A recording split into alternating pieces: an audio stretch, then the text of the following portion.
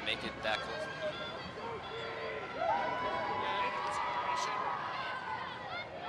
Getting into the transition. Pretty parallel. SDC making a little bit of ground. Still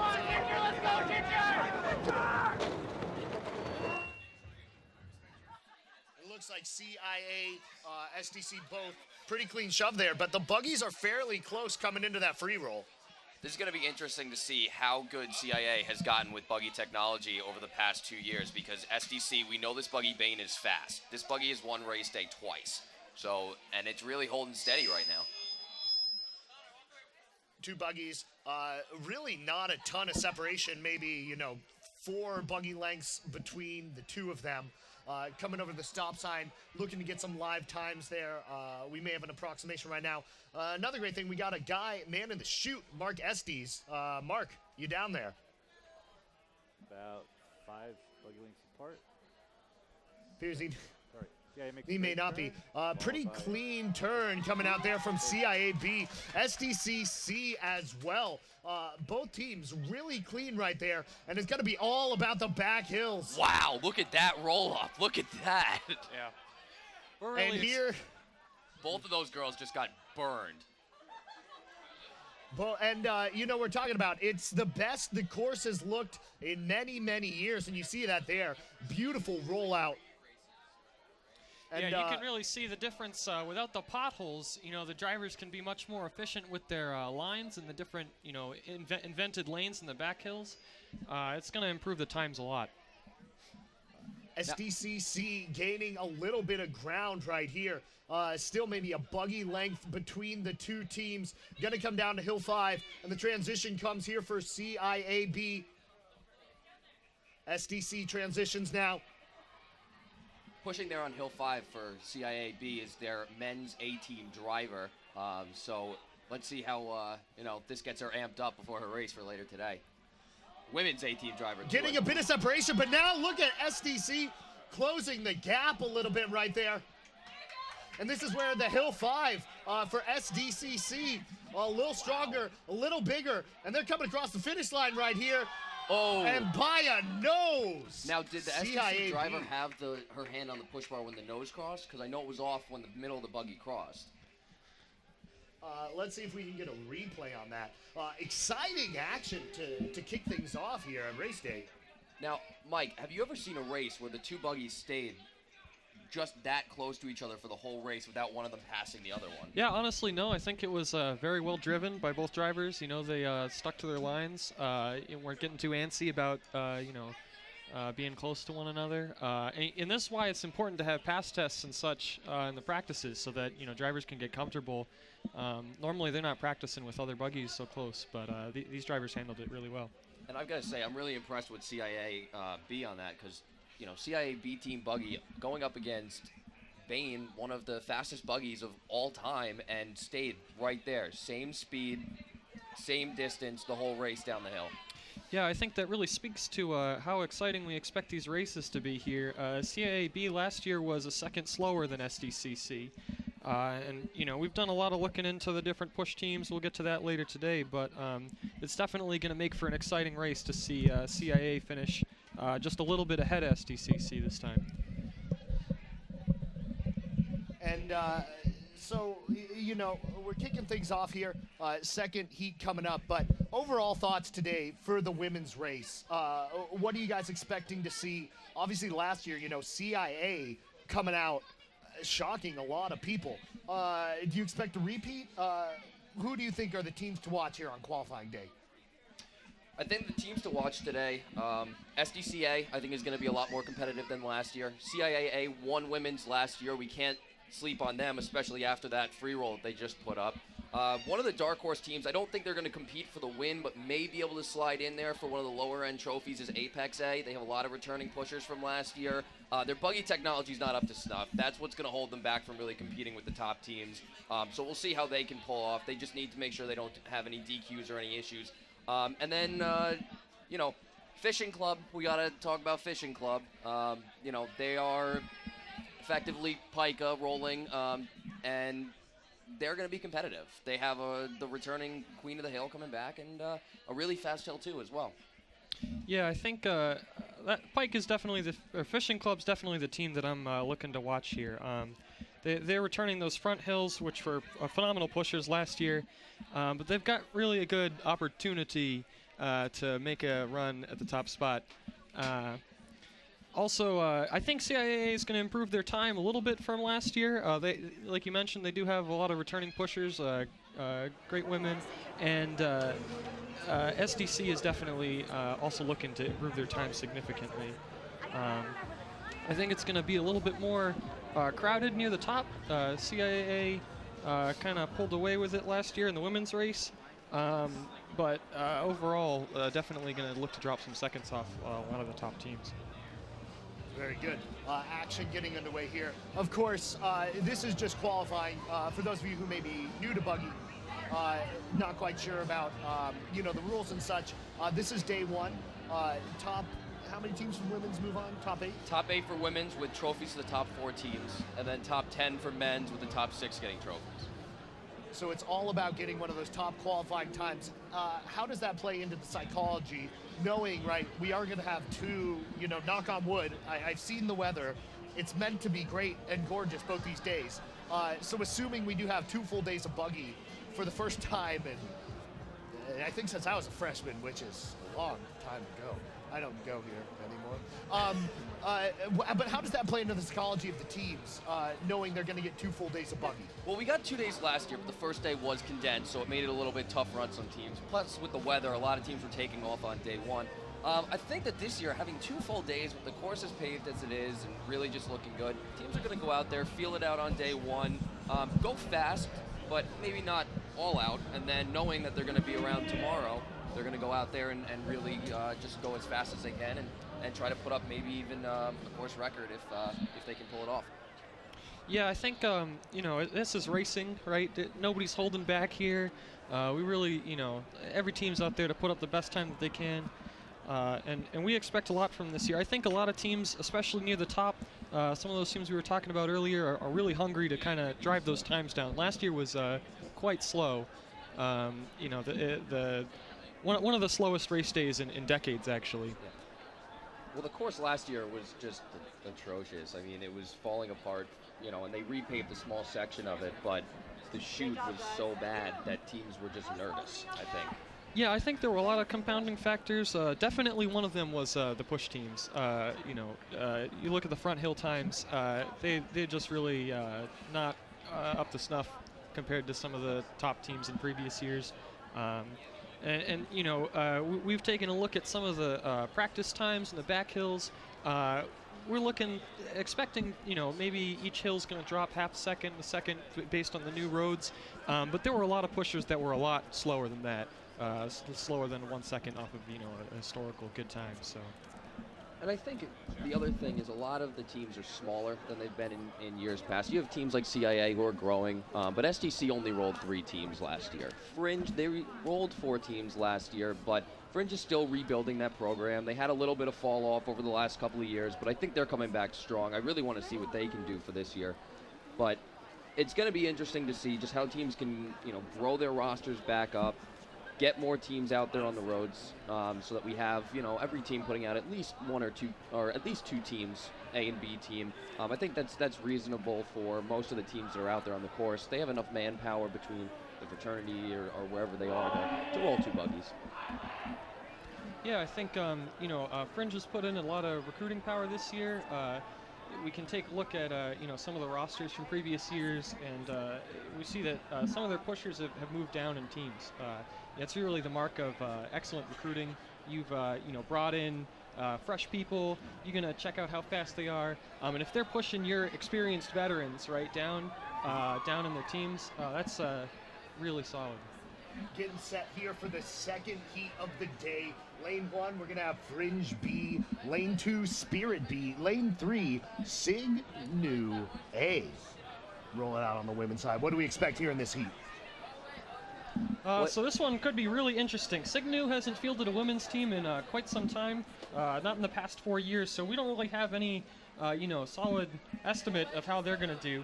And as a matter of fact, Fringe B and Spirit B are extremely close also. This heat could be very exciting.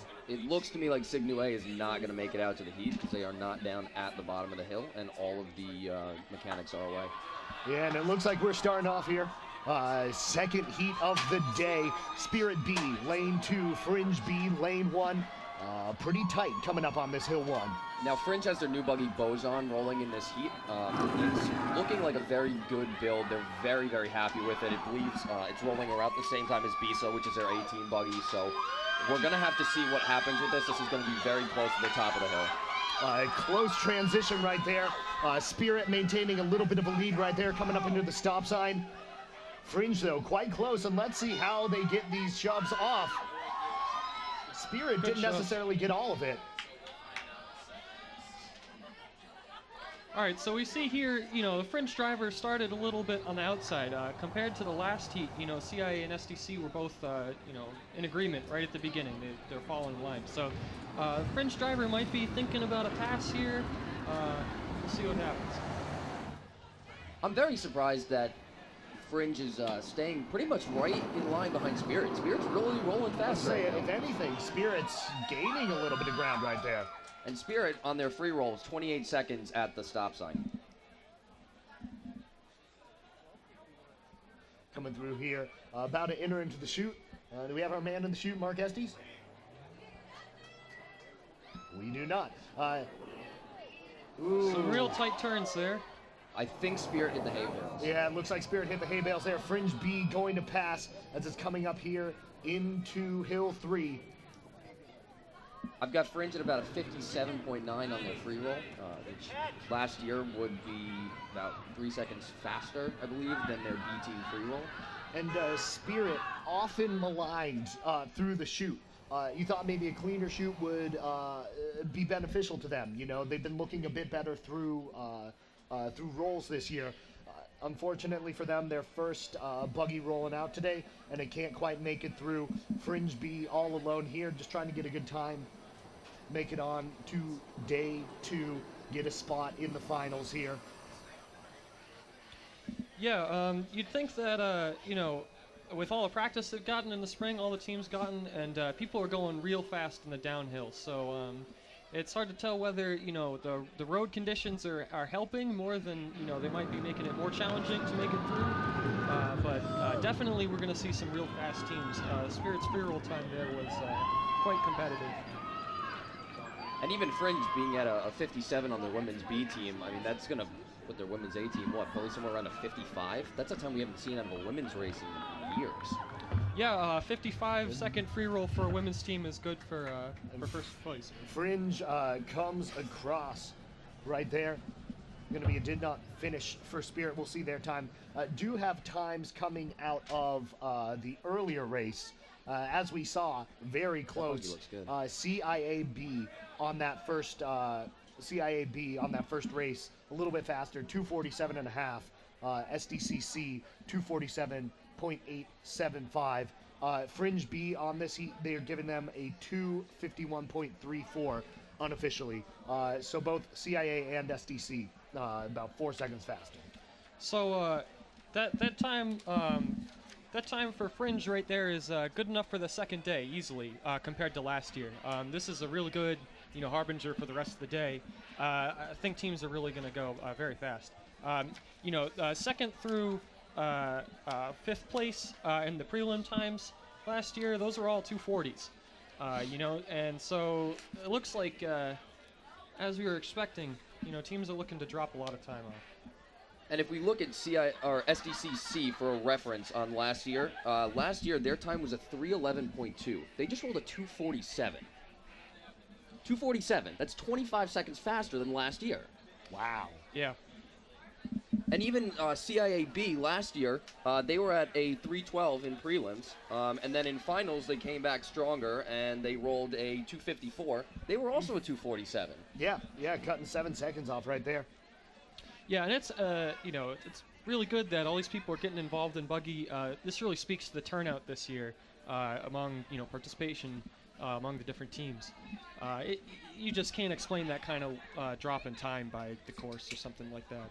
That's a lot of time. Still have eyes there in the chute, trying to make sure driver is all right. can get you an update on that when we know more. But Spirit, right, not making it through the chute, obviously been a theme over time. What do you think that does to the team's confidence today? You know, the first buggy they roll out, not getting through the chute. It's never a good way to start your day with a crash, especially a team that's, always on edge about what could possibly happen in the chute with their recent instability problems. But hopefully, their A-team driver, who did have a spin on the wet roads in the beginning of the day last year, is going to go into this and be like,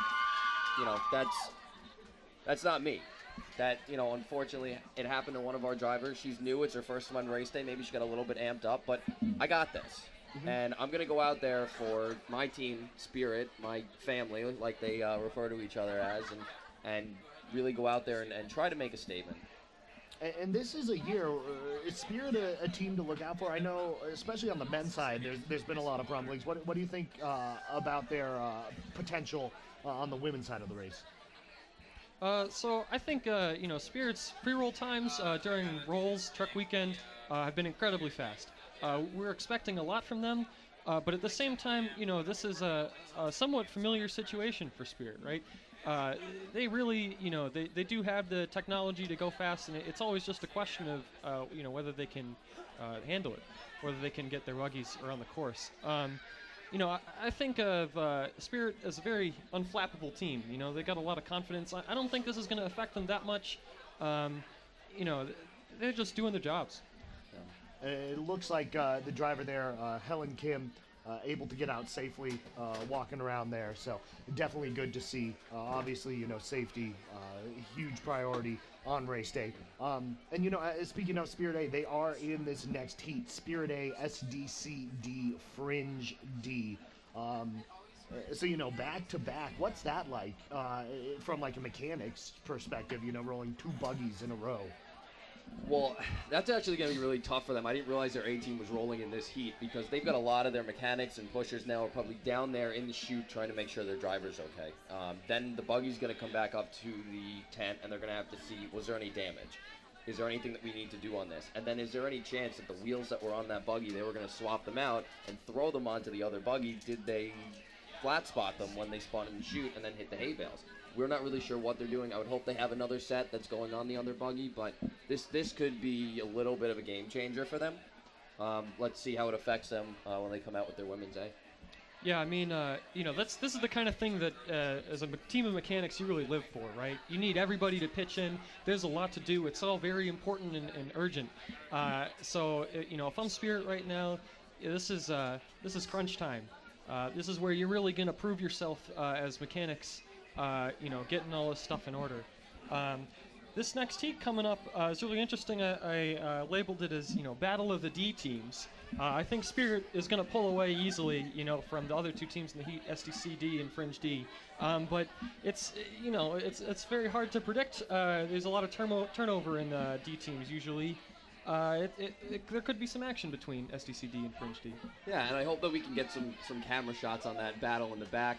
Always got to follow the lead team because they're the ones that are going to be going into finals. But it's always good to show everybody on the buggy course. Everybody, even the guys in the D team, men and women on the D teams, they're working really hard. They're coming out to rolls every day. So those people deserve to get some camera time as well.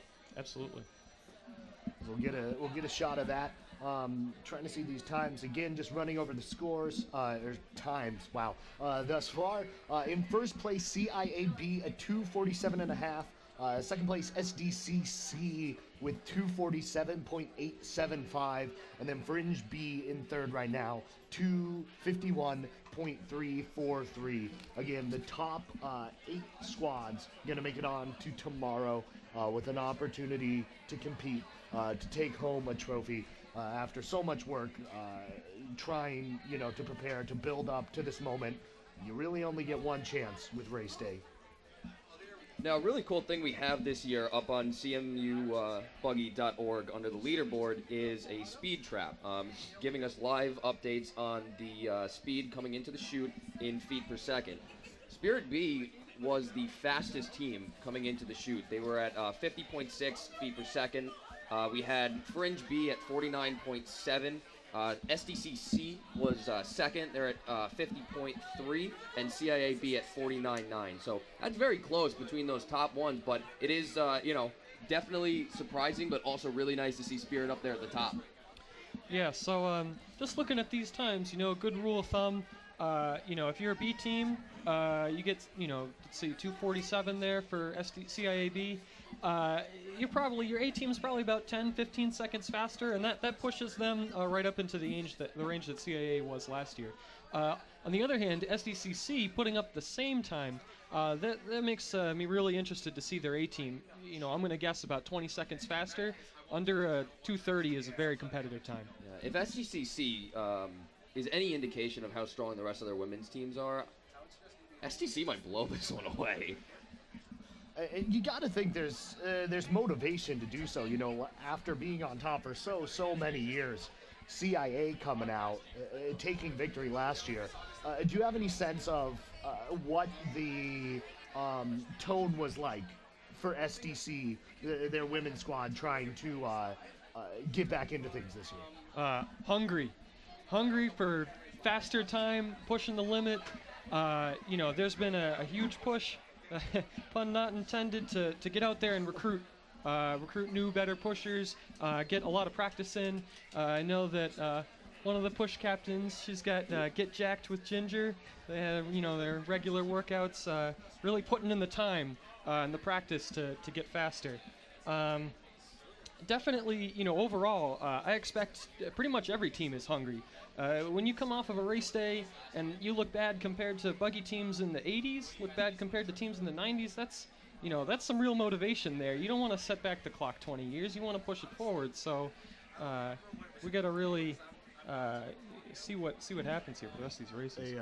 Looks like we're rolling on about a 5-minute delay right now for the next heat. They're saying it's going to go off at about 8:45. 8:45, great. So we got a couple minutes before that gets underway. And it is an interesting point you bring up, Michael, though. Historically slow year last year. A lot of it perhaps due to the course, but as we've been mentioning, these times already much improved year over year coming up here. This is really what we would expect from a race day. These are the times that we would expect to see. In the last 2 years, it's really kind of fallen off, but it's really good to see some excitement back, see some times that really are competitive where they should be.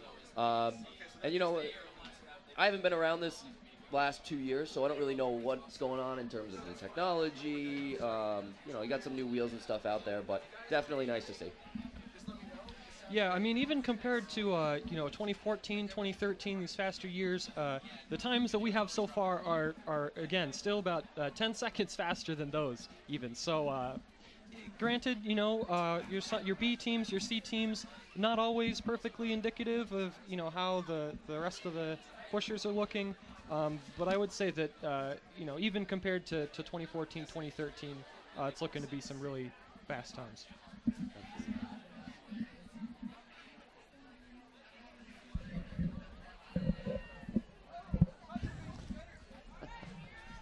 Waiting here to get underway with these heats. Looks like the buggies are coming on to the course.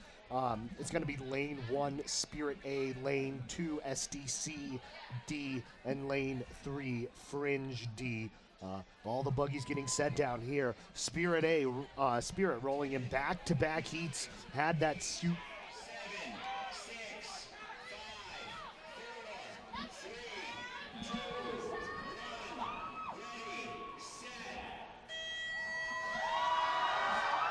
And here we go, Spirit A trying to redeem things for their squad, coming out pretty powerful here on Hill 1.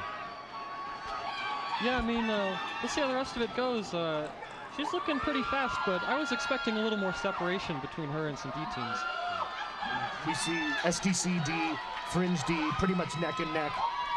A little bit of a sloppy transition right there into Hill 2, and now Spirit, though, really starting to pull away. I had the Spirit Hill 1 at a 23.4. That's 3 seconds slower than last year's Hill 1. And they're 36 seconds going into the free roll. But SDC and Fringe nowhere near them in the free roll. Oh, SDC's a little bit closer than I expect them to be. SDC's actually coming pretty quick into that free roll, but still, Spirit, a lot of room right there. Of course, the biggest question, will they make it through the chute? They're coming pretty smooth here to the stop sign. Looks like SDC behind them, and then Fringe a ways further behind that. I've got them at a 104.8 at the stop sign. That's solid. Solid time. Coming to the flag. 1 minute's normally what we expect, though, from a winning team. Coming into the turn. Taking a very steady approach to that shoot turn. Very wide, but that comes in nice and smooth. Spirit A now. Look at that roll up into hill 3. Pretty good momentum coming through there. Wow, these pushes are getting dusted. Nobody expected this speed. And look at how And well, close look at SDC's SDC is. making up a lot of room through the chute. And So Fringe as well. the green tape there, that's Havoc. A little easier to tell in the bright sunlight, but beautiful dark green. Spirit now all on their back hill. Obviously wanting to get a time that will take them to day 2. Glad to see that we're getting some eyes in this battle behind of the D teams as well. Very tight neck and neck. Spirit now transitions from 4 to 5.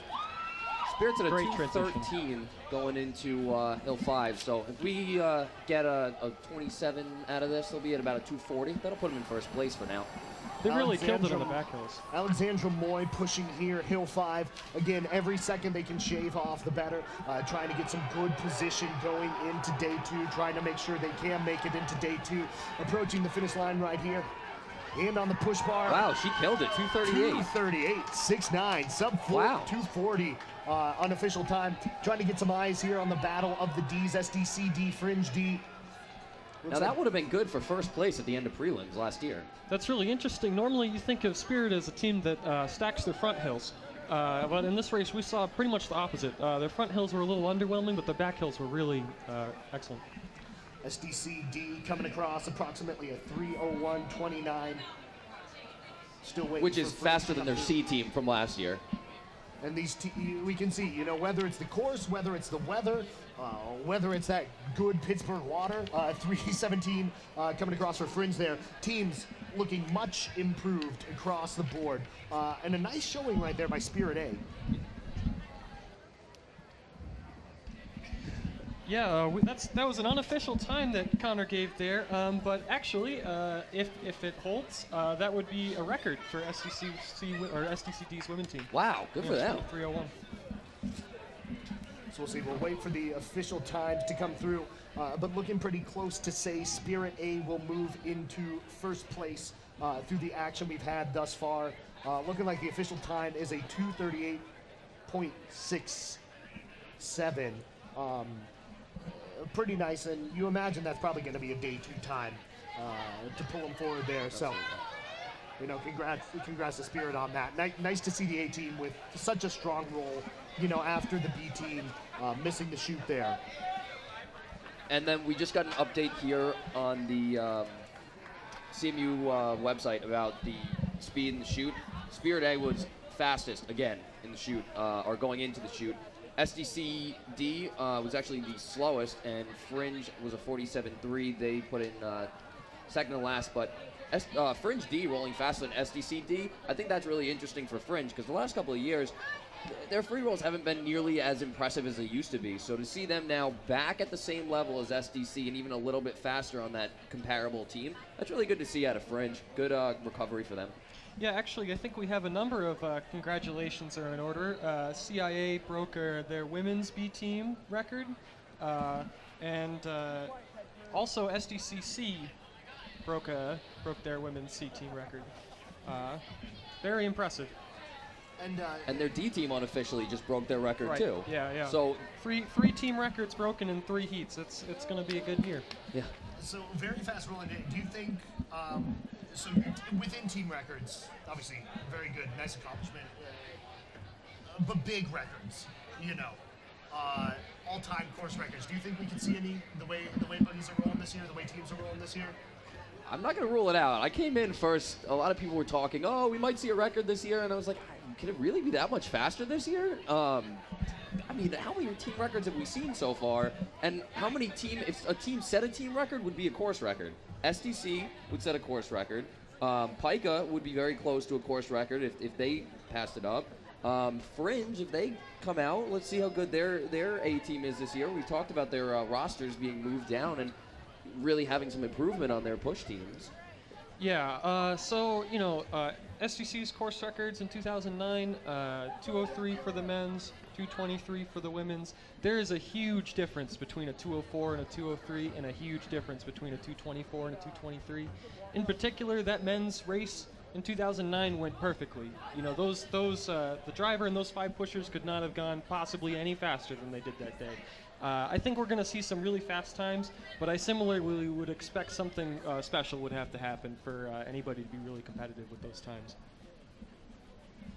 Looking here, coming into this next heat, SIG Ep A going to be rolling there. Interesting year for SIG Ep. Apex B, nice to see them rolling a B team out, and then CIAD. But talk a little bit about, SIG Ep had really great momentum for a few years, and now you think they're taking a step back, or where does SIG Ep stand this year? I think that SIG Ep, because of the strength of their house, how big their house is, the amount of members that they have in it, they're still going to put up competitive times, both on the men's and the women's side, because there's just a lot of people involved. In terms of their free roll and their shoot turns, I don't think they're going to be as crisp as they've been in years past. They may lose a little bit of time there. I don't expect them to compete for the win on the women's side. On the men's side's a little bit different. I think their push team this year is going to be possibly the fastest one out here. And even if they lose a little bit on that free roll, I think they may be competitive there. But this women's A team, I don't think is really going to be competing for the top. They haven't really competed for the top in the women's before, but they could prove me wrong. I mean, they have a lot of recruiting power with how big that house is. Yeah, when you're trying to shoot for first place, you really need to put the whole thing together. Your driver's got to be driving well. You got to have solid buggies that are really, pushing the limits, shaving off weight here and there, and obviously you have to have the pushers. And I don't contest your point. I think SIG Ep definitely has a very strong push team, but their buggies have only recently really improved and sort of seem comparable in quality to some of these other first place finishing teams, and it's always hard to tell with the driving how you're going to get one day versus another, especially going so fast on race day. And the one thing we have to remember is last year, SIG Ep B or A missed the heat. They did not make it out in time, but they had a B team, and they rolled their women's A pushers with their B team. This year, they don't have a B team. So if they miss this, that's it. Their women's team is done. So they need to make sure that they get to the course on time, even if it means maybe taking a little bit out of their prep, because they haven't added the practice time that some of the other teams have. They just got to make it to the hill. That's really what they need to do here, is make it to the hill, get some practice with their A team and their B teams today, because this is probably the most practice that they're getting all season. They only rolled truck weekend in the spring. That was it. We didn't see them much. Yeah, I've got an interesting statistic here for you guys about SIG Ep. They're the only org with multiple push teams, right? So a B team or deeper, that hasn't had a pusher-related disqualification the last 4 years. So that's transition violation. Getting run over by a buggy. I'm never going to live that down. Missing the push bar, stuff like that. They haven't, at least on the record, they haven't had any DQs related to that kind of stuff. So, I think that really speaks to the strength of their, pushing teams. We're seeing that get underway very soon here. SIG Ep A, Apex B also in there, and then CIAD. You imagine fair amount of separation between all 3 teams? I think it's going to be fairly spread out between the teams. I think that Apex B last year was able to make day 2 with a couple of help from some disqualifications. I think they'll be around the same time as they were last year, like low 3-minute range. I don't expect them to be super competitive. I expect CIA to fall in. Probably got 10 seconds behind them. All right. Yeah, Apex is going to miss their heat. That's great. Let's hear. We only have 2 buggies on the course there. It looks like SIG Ep A and CIAD out there. So no Apex, if I'm... Yeah, no Apex. They're not out there. Sigap coming out, just kind of blasting it there. Gonna have a free course by and large. It's just about getting that time, get him into a day 2. Pretty strong shove right there from the 1 to the 2. I got a 22 second at the top of the hill, which at this point in time is the fastest hill 1 I believe that we have. Deep shove there, and a little bit of a wobble off the top. Let's see how that affects her roll. Yeah, it's really important that your hill 2 technique also incorporates what the driver's doing. If you give one of those real late shoves and the driver's already started to turn, you're not going to get a good shove. You're not going to be going straight. You get that wobble. Now, honestly, I think that Apex B, something happened. Maybe pushers didn't show up because they didn't even put a pusher out on the hill. It's not like they looked like they were even coming out for that race. I got a 106 at the stop sign, so that puts them about 4 seconds behind Spirit. Excellent flagging technique. Coming through here, looking quite smooth, nothing but daylight. The moment of truth in the chute. That's a good turn. A very nice turn right there. Let's see there, hill 3. Oh my gosh. Oh. Every hill 3 so far has gotten burned. Yep. Every hill 3. And CIA made up a little bit of ground, it almost looks like there. We'll see, though, how this back hill goes. Again, SIGAP, really the name of the game for them is to move on to day 2, get a qualifying time, and looking to be doing fairly well, getting ready for this transition between 4 and 5. Amy Fan, the hill 5 pusher, looking to close things out. That was really close to a transition violation there. We'll have to get some eyes on that. I have him at a 218 at the transition, which with a 30-second, that'll put him at about a 248. That'll put him behind some of the B teams. If she goes faster than 30 seconds, they'll be right in front of those B teams. Yeah, I'm expecting about a 27, actually. We'll see right here. Amy Fan coming across. Large SIGAP contingent there to greet her. Approaching that finish line. About a 2:45 and a half. Going to be good for about second right now. CIAD still going along. Got a dress. So I guess now they have the women's teams in a dress on the D team and the men's in team suits. It only makes sense. Works. CIAD is still coming through right there. So SIGAP, solid time there for them today. CIAD coming across at a 3:16. That's a pretty nice time out of their D team right there. Going to put them just ahead of Fringe D.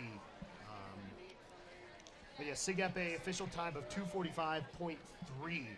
I have Fringe D officially at a 3:17, so it might put him just behind them. So SIGAP A going to jump up into second place. 7 seconds though behind Spirit A.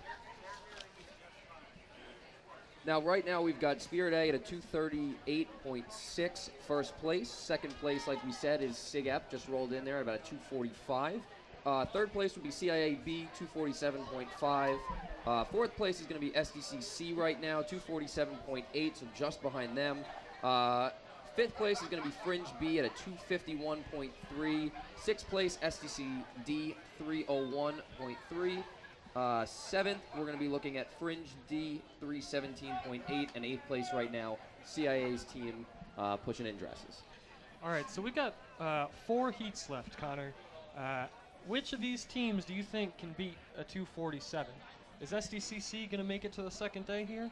I mean, all the 4 of these teams in lane 1 clearly very strong. They're going to be well above a 247. But I'm not sure. Maybe Apex A is in contention there. Apex A could be in contention. We'll have to see what's going on with their roster stuff, though. The fact that they, missed on the B team, could it be that their A team pushers didn't show up or were hurt and couldn't come out, and they're going to have some B team pushers on that A team? Can they possibly even be missing day 2 this year? So we'll see what's going on there. SAEA was very close to making day 2 last year, so let's see, what they could possibly put up. But this heat coming up here with SDCB, I expect them to beat them. CIAA and Fish A, I expect Fish A. both of them to beat that time that SDC put up. Yep. Fringe A and SDCA. So that's 5 teams that we expect now to beat that SDCC time of a 2:47, with a possibility of Apex breaking that as well. So we're going to have to see what's going to happen there. Yeah, so that's a good point you made. Fish A is really, snuck in there in lane 3. Now that they're considered to be a different org, they don't have any seeding times. This put them at the bottom of the seeding chart and has really caused a whole, hullabaloo up here in the different heats. It should be really interesting to see how that plays out. And of course, the story with fishing, it is the fishing club, their first year ever pushing Buggy. That being said, a good number of their roster from Phi Kappa Alpha, although the official rule, I believe, is no more than half the pushers could be from that house. So, it could be a boon to them if they're able to get some outside recruiting. Obviously looked very fast last year on the women's side. So they're definitely a team to watch. Of course, coming up right here, we have SDCB and Fringe C. SDCB, always very, very competitive, up there with a lot of A teams in terms of their times. Yeah, and the cool thing to look at for SDCB, their Hill 3 pusher was on their A team last year. So another person that got pushed down, like we were talking about with Fringe. You're also going to see 2 returning pushers. Caitlin Smith on Hill 2 is returning. She had a fairly competitive time on Hill 1 last year for SDCB. And then their Hill 5 pusher is also returning, though unfortunately their B team did not make it through the chute, so we don't have a time on how fast she could have been. But we would expect her to be pretty competitive being on SDC's B team. Yeah, that's an interesting choice. You think of your Hill 1 pusher as typically being very strong, right? A lot of upper body. Now that the previous Hill 1 is now on Hill 2, I'm looking for a real nice shove back into the free roll. That's what I'm hoping for there. And especially with the times that they were putting up this morning, how well they were rolling, I don't expect anybody to be catching them. And I expect that their free roll will actually be a big benefit to them. I think who's ever on Hill 3, though, might want to take a look at the last couple of heats, maybe move like a parking spot or 2 up that Hill 3 line just to try to work on that pickup a little bit. It's a little bit of a tip for all the Hill 3 pushers today. Move up from where you normally are because everyone's going faster. Yeah, we'll see. Their Hill 3 is very experienced pusher. Alex Cerny's one of SDC's push captains, actually. So awesome. She's going to have a whole team of people heckling her if she gets burned on this roll. Is it the case where, because it was a warm winter, a warm spring, but it seems like these Hill 3s are a bit unprepared. Is that just race day speed, or why do you think we've seen such a rough transition into Hill 3 today? Looking at the push teams, it's amazing to me how many of them are first-time pushers. I'm looking right now at SDC's B team for the men's side. It's completely new. There's not a single returning pusher on that team. Then you look at the women's A team, only 2 returning. Women's B team, you have 3 returning. That's one of the highest return rates of any team that's pushing this year. And then we have their A men's team. 2 of the pushers are returning, the other 3 are new. So I think a lot of them it's their first time doing Buggy. And the first time that you do this, no matter how many times you can practice it, you don't get race day. You don't really, truck weekend was so cold, the practice is not going to be exactly the same. The pushers are going to be slower on truck weekend because everything's tight, everything's, not able to get going as quickly. And then even just the roll. The colder the Buggies are, the slower they go. Yeah, and you've given me a softball here. You're missing the big one, is that the end of the chute's been repaved. Yeah. Chute speeds this year are phenomenal. I think that's contributing a lot. When you have returning pushers, they're going to try to coach and talk through what the technique is for the newer pushers, but a lot of that isn't even relevant anymore. They're kind of eyeballing how fast these Buggies are coming through the chute, and a lot of the older pushers are going to get caught off guard. So I think maybe some bad habits might have been trained in practice. hopefully these pushers got out in the rolls, like you say, in the long spring practice, and made a good judgment for themselves. But I definitely don't think that being a returning Hill 3 is such a strength this year with the huge difference in the shoot speeds. Getting ready here, this heat, under 30 seconds to go.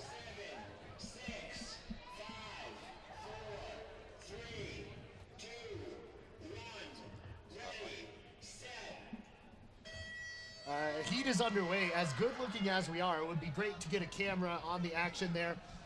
Trying to call it here. The Buggies coming up the hill right there. Again, SDCB in lane 1, Fringe C lane 2. SDC, pretty fair separation right there. The smooth transition into that hill 2. On hill 1. Solid transition. It looks like we got eyes back there. Shoving into 2. Oh, there we go. Pretty high release. That was a good shove. And a lot of daylight between the two Buggies. Very interesting thing, Avarice, this is the first time it's ever rolled this high. It's never rolled B team before. I think C was the place that it maxed out. It's been very stable this year, which is awesome news, because in the last couple of years, Avarice has been probably the most unstable SDC Buggy. But that awesome orange paint job, I wish it was going A team. It looks like Jumbotron down a bit, so we'll try and be a little more descriptive. They're coming around the stop sign right now. Avarice, plenty of separation coming into the first shoot flag. I had her at a 28 on the free roll at the stop sign, which is right about where Spirit was. And they're coming into the shoot now. Second shoot flag, begin to make the turn. A little bit of a slide Coming early. in a little bit tight, nicely and that done. looks nice Not and smooth perfect, but through the nice. shoot. Gonna be coming around now here towards Hill 3, making that turn. And let's see how the Hill 3 pusher is able to make the transition. The Buggy coming up. And even there got smoked a little bit. Oh, boy. Hill 3 pusher, Alex Semi, trying to catch up to it. That Buggy is trucking right there. 55-second free roll out of their B team. And Yeah. Fringe C just coming around. Transition, only one push between 3 and 4 right there. Bridget Quirk, the Hill 4 pusher, coming up right here for SDCB. Plenty of separation between them and Fringe C. Yeah, I want to congratulate SDC here on rolling their fairings. Those are looking real sharp. And now we're going into the transition between 4 and 5. Mega Sing for SDCB, taking it through right here, trying to get them a day 2 time. Unfortunately, we don't have a time on it right now because we didn't have a eye on the front, but as soon as we get an update on the website at CMU Buggy, we will announce it over the loudspeaker. SDCP coming, nearing that finish line. Mega coming across, a few feet to go, and on the push bar. Yeah, good technique there. She's across. Waiting here still on Fringe C coming up. Made it to Hill 5 pusher. They're Hill 5. Dominique Escandon coming through here, trying to finish things up for them with that C team time. Probably not going to get them to day 2, it's looking like. And we do have the time for SDCB. They rolled a 2:38.98. So about a third of a second slower than Spirit A. So Spirit A remains in first place, looking to get that time for Fringe C. Time being entered there. We are working through these technical difficulties there with the Jumbotron. And also not having the clock. Normally we have the clock up there for all the fans as well. So I'm just trying to get it all figured out. We'll be announcing it for you as much as we can. Trying to give you that coverage there. Pretty nice roll out of there by SDCB. Not quite good enough for first place though. Yeah, I think we've seen today that your pushing technique is key. It's making a huge difference here, especially in these very smooth back hills. Having that nice transition, good pickups, good shoves. It's not like you're gonna get fooled by a pothole or something right afterwards. All of the good pushing that you can do is gonna go into that time. You're gonna see that reflected there. Sounds like a great folk song. Fooled by a pothole. A tragedy of Fruit Street. Anyways. And now, it's next heat coming up, we're going to have CIAA, last year's champions, going to be coming up here? Yeah, it should be interesting. I think it's going to be a really tight, competition for the top spots here until maybe we get into the last couple heats. We'll see. Definitely the thing to watch in this next heat, though, is this race between Fish A and CIAA. Due to those seeding complications that we were talking about earlier, these two teams we expect to post some very comparable times, and they're going to be in the same heat, which will be a treat for us watching, anyways. I mean, in any other year, this is CIAA versus Pica A, and that would never happen, especially with how competitive CIAA has been the last couple of years. So I'm surprised that it got mapped out this way. I think that it could have worked out better to have Fish A maybe in Heat 1 going up against SDCC and CIAB, having them not have to worry about any possible collisions on the course. For both teams, it would have been better to try to work something out and split them up. So let's take a look at the details here.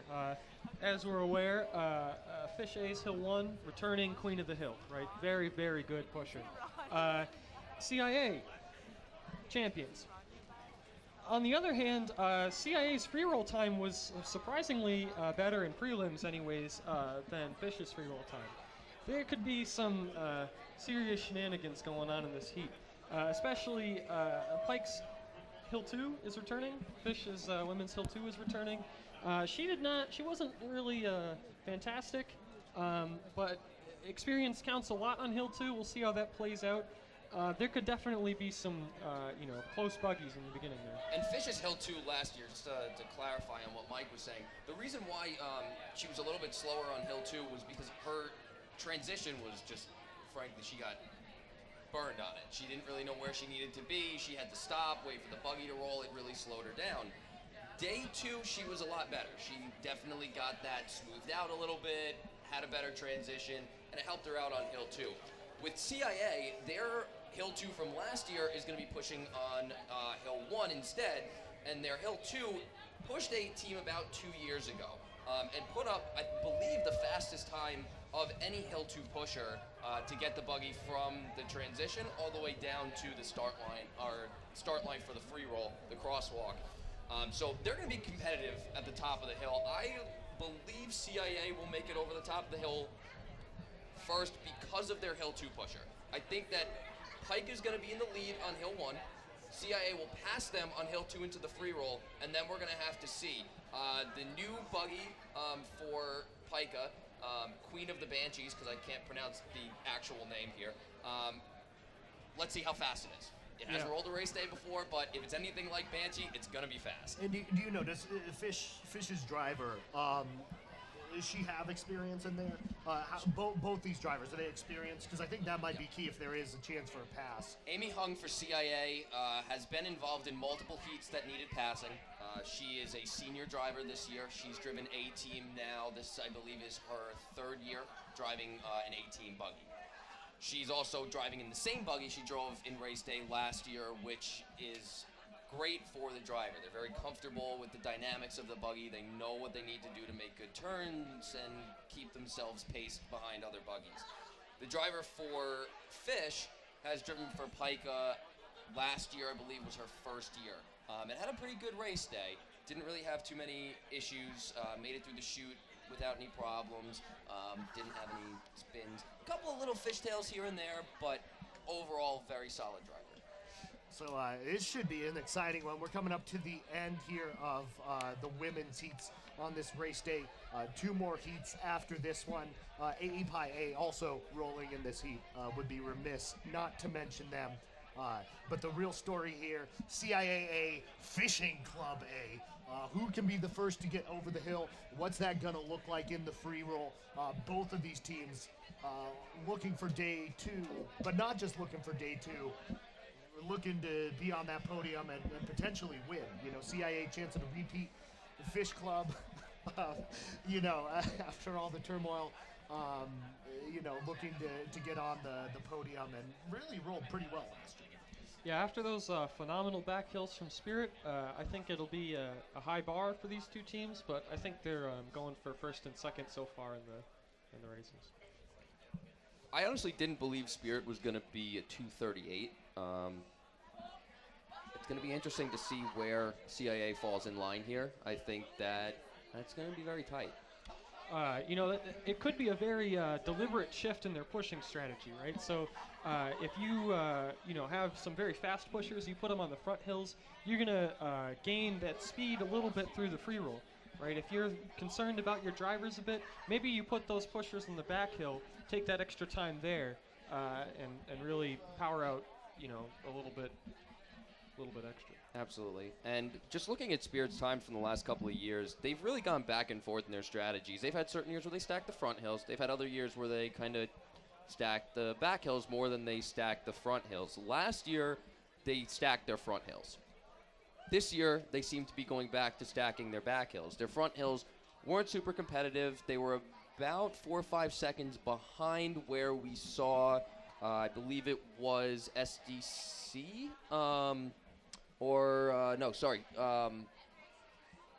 CIA. Here we are.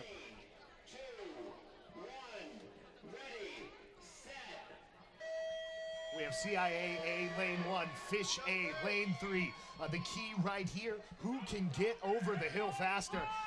Fish A coming out real fast in hill 1, but CIA right there with her. It's going to be a little lane advantage here in lane 1, so it's dead even. Transition pretty much simultaneous now. Like CIA. I said, Pike up over the top, but here comes CIA. Gets that push. Not a huge shove, but fairly deep there. Maybe 4 or 5 buggy lengths between the two squads. All right, so let's see how Queen of the Banshees comes up towards Equinox. Yeah, let's see. This is their CIA really separating there. I'm not sure, maybe Fishing Club didn't get the best shove right there, but it looks like CIA's added a few buggy lengths from where they had started out. Yeah, I would normally say there's plenty more fish in the sea, but this is their only team, so hopefully they can make this run good. And here's that strange transition that they do out to the middle of the road. Now, I had CIA at about a 27 at the stop sign, which is the fastest free roll that we've seen so far. 57? 27 for the free roll. Yeah. And both squads, very nice shoot turn right there. Let's see what happens here on the hill 3. Whoop. CIA. Burned. Every heat.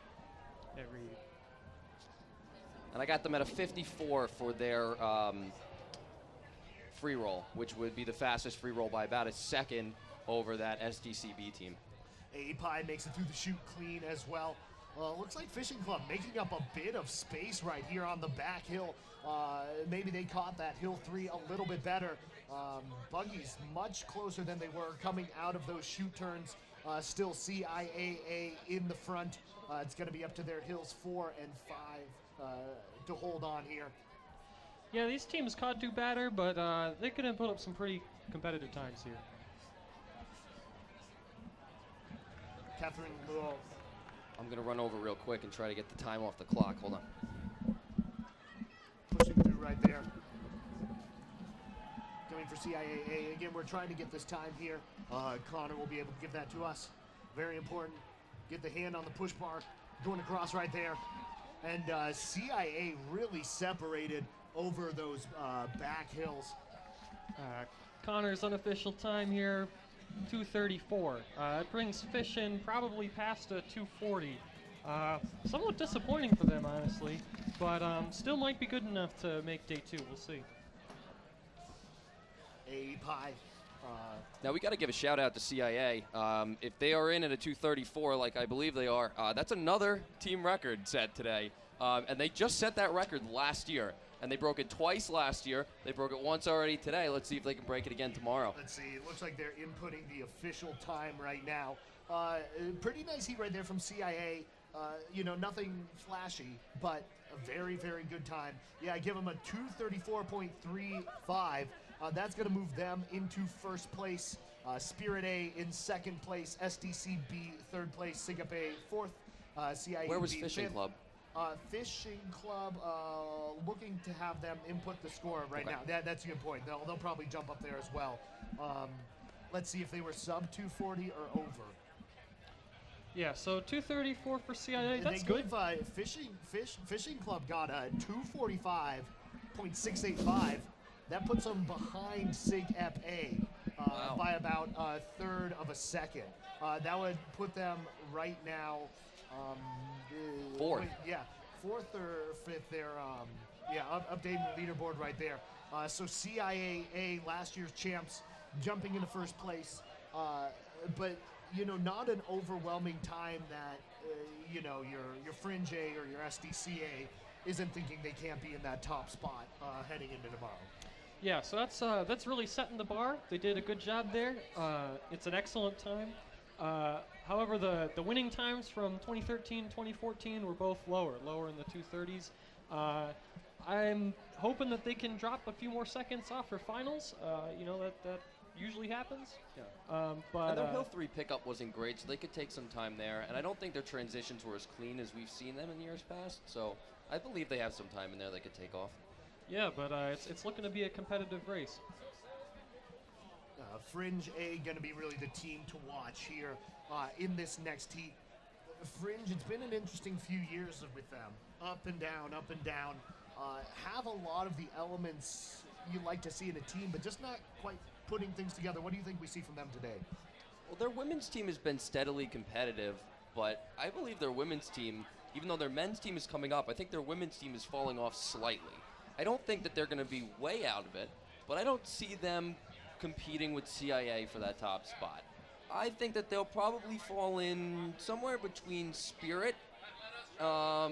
SDCB is so close to Spirit. Between SDCB and SIGAP, somewhere between that 238 and that 245 range. Yeah, I agree. Fringe really has a strong free roll. Their Buggy's a little bit faster than you might expect for their push times in the front hills. And that really, can play to their advantage when you have a year when all of the pushers are slow. But I think this year, with the improved push teams, that's really going to fall a little short of that kind of first place mark that CIA set. Just give you an update on the leaderboard now that we have the times in. First place after that heat, CIAA, 234.35. Second place, Spirit A, 238.67.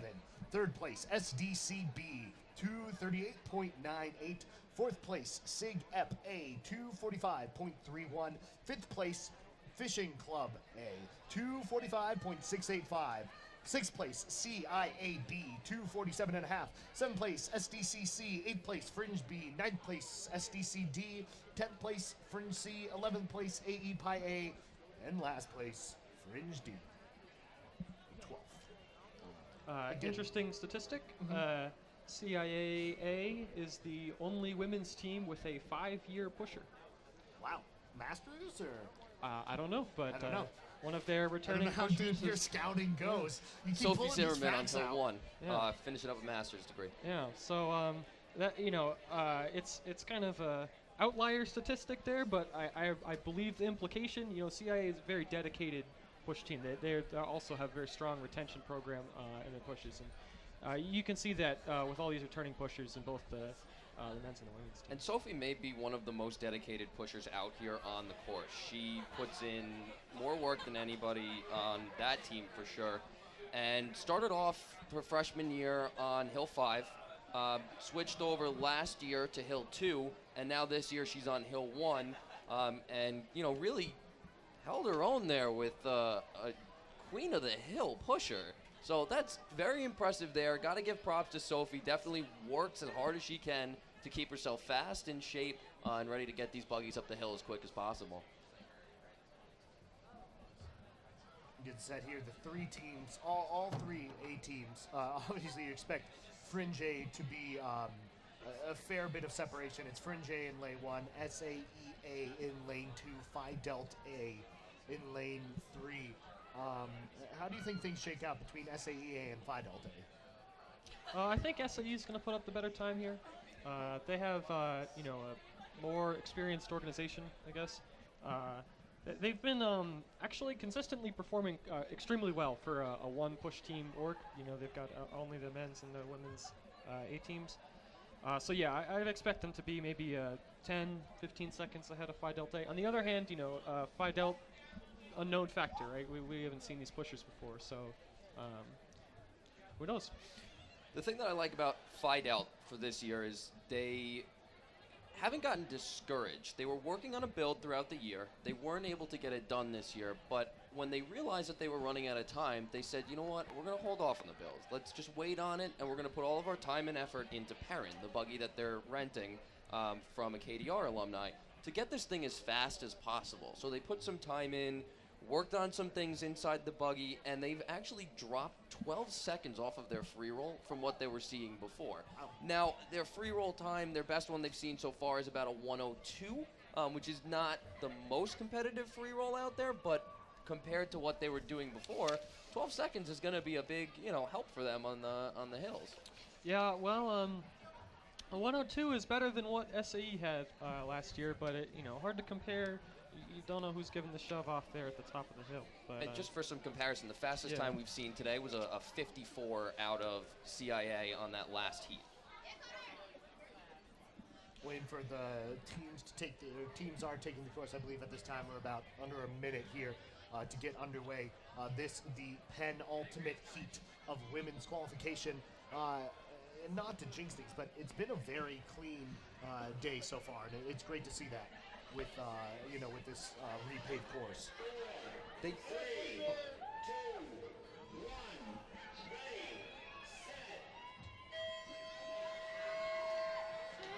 Here we go. Fringe A looking to secure a spot on day 2. Phi Delta A coming out with a pretty nice hill 1 there, though. Fringe A just starting to get some separation there.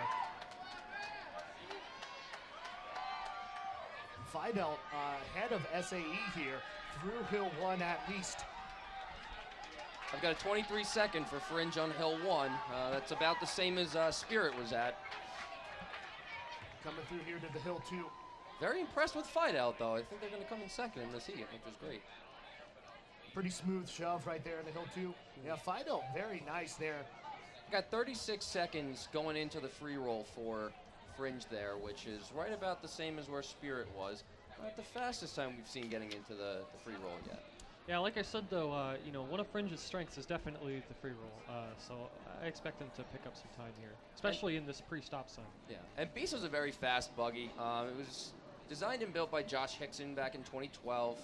It's his baby. He loves that buggy. But it's very fast, and it's lasted a lot longer than Bonsai did, which is very good for them to have a buggy this fast. It's also lasted this long, so. This is coming into the chute here. Very nice, very clean shoe turn. Ooh, very clean turn. Might be the best turn we've seen today. Jilly's a 4-year driver, and she's been in this buggy now for a couple of years. Oh, See hill 3 right here. Learned again. Wow. These buggies are coming through with speed. And look at Phi Delta. Look at how close they are to Fringe A. yeah, you can see. If I had to take a guess, Phi Delta's running on some of those wheels that Fringe really turned it around with in 2011. Those are very competitive. Fringe getting some good separation here, though, on the back hill. This is where, an experienced deep A team definitely helps you with their hill 4 coming here. So we're coming up here into the transition zone right about a 2:08. Michaela, she's pretty fast. I'm expecting about a 26, 27 out of her. That'll put them right about that 47 range that we see those other B teams at, the CIA and then SDCC team too. Let's see right here what we'll get with this unofficial time. Michaela trucking it up here. Trying to get across that line, make sure Fringe A gets a day 2 time. Again, the next to final race, gets the hand on that push bar there. Got them at a 2:36, so faster than Spirit by Wow. 2 seconds. I screwed up Unofficial my math time there. earlier. That's what I did. I 2:30. did a 37 instead of a 27. 2:36, very nice time out of them. Probably not going to get them over CIA, but might bump them into second place. Phi Delta coming across there. Very respectable race out of them. a young team, obviously, but a nice roll, really nice kind of front hills by Fidel. And I got a 304 there for SAE as well, so that's pretty similar to the time that they put up last year, which got them to day 2, but just with how fast we've been this year, it's not going to be a day 2 time. Yeah, we're giving Fringe a 236.964, so that's going to move them into second place behind CIAA. You know what, but definitely more competitive than I expected out of Fringe. I thought that they were going to be a little bit slower this year than they've been in years past. So for them to put up a time that was faster than last year, with the amount of pushers they graduated, that's a brand new team except for Michaela on Hill 5. So really, really impressed with Fringe right now. Fidel A going sub 3. They were at a 256. Wow, good for which them. is That's another team record. Yeah. Though their record is a 5 minute, so it wouldn't have been too hard to break that, but it's another team record there. Yep. Yeah, we'll see here. It's really up to SDC to set the tone going into finals. You know, if they come in with a little over a 230, it's going to be very close. Finals will be very interesting. All of the different transitions are going to matter a lot for the placement.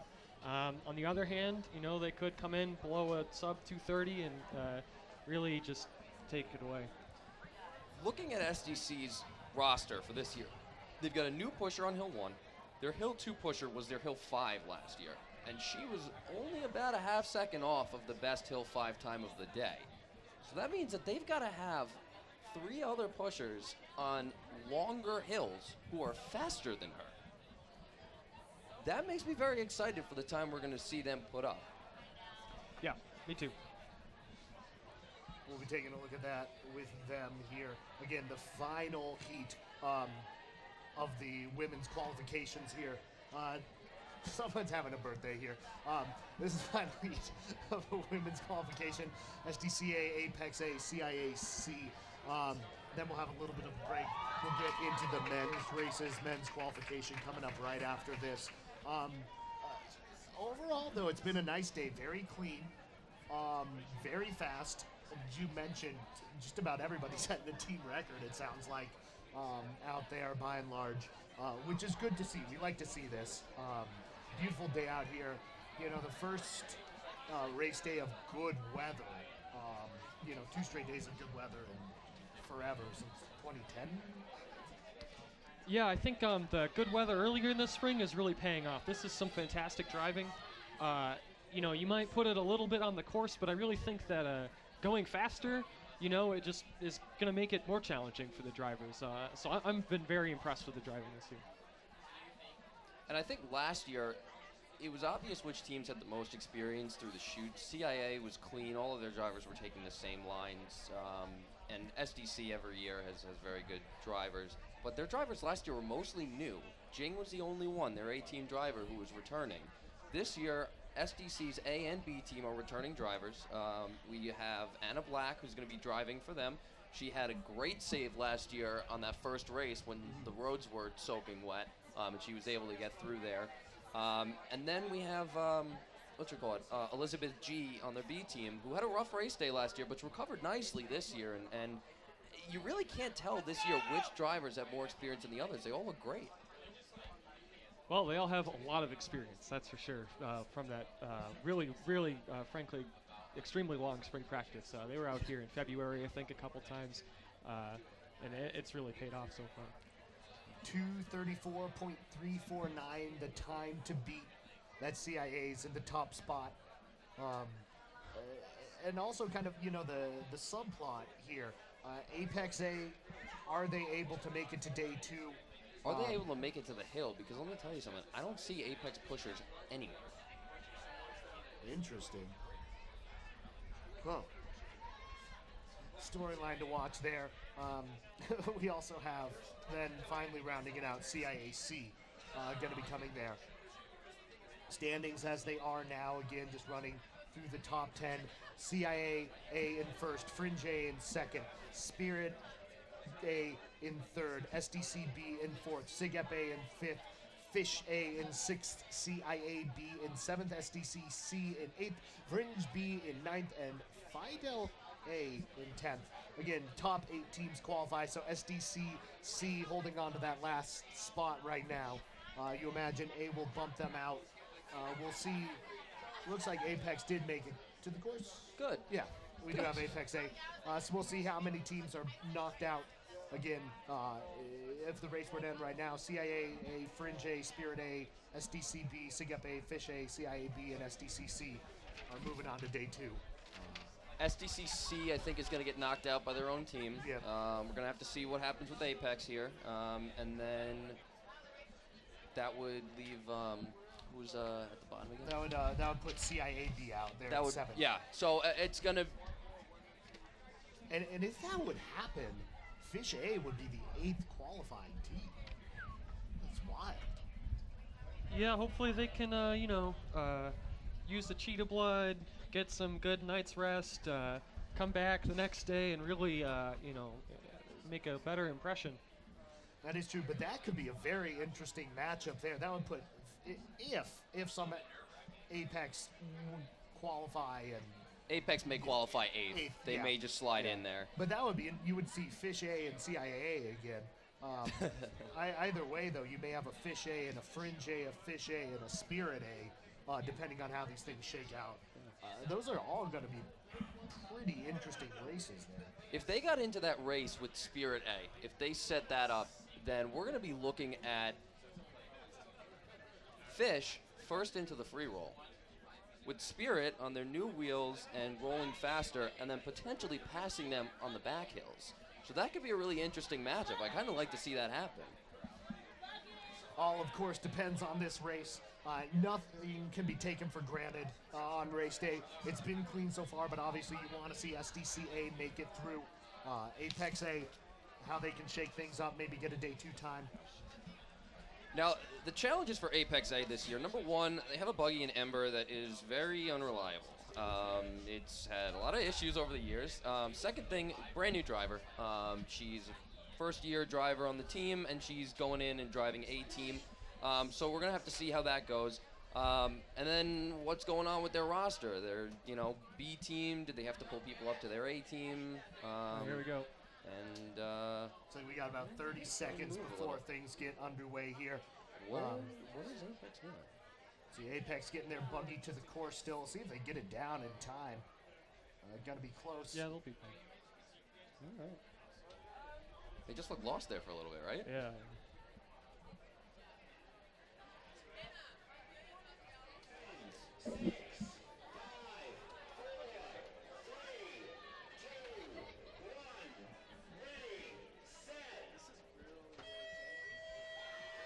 Here we go. The final women's preliminary heat here, Race Day 2016.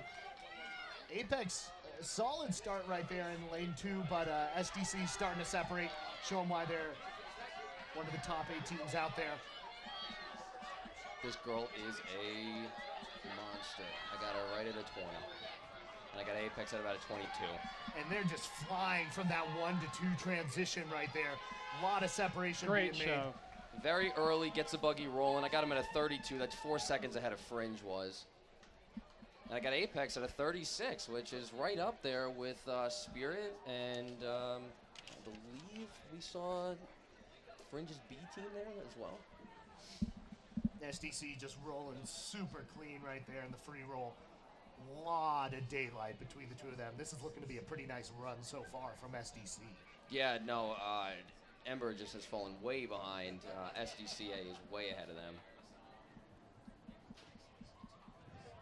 Seeing things, and then CIAC, a lot of separation there. SDCA coming Rolling into that up. shoot turn. Taking the shoot flag. Very smooth entry. Nice turn.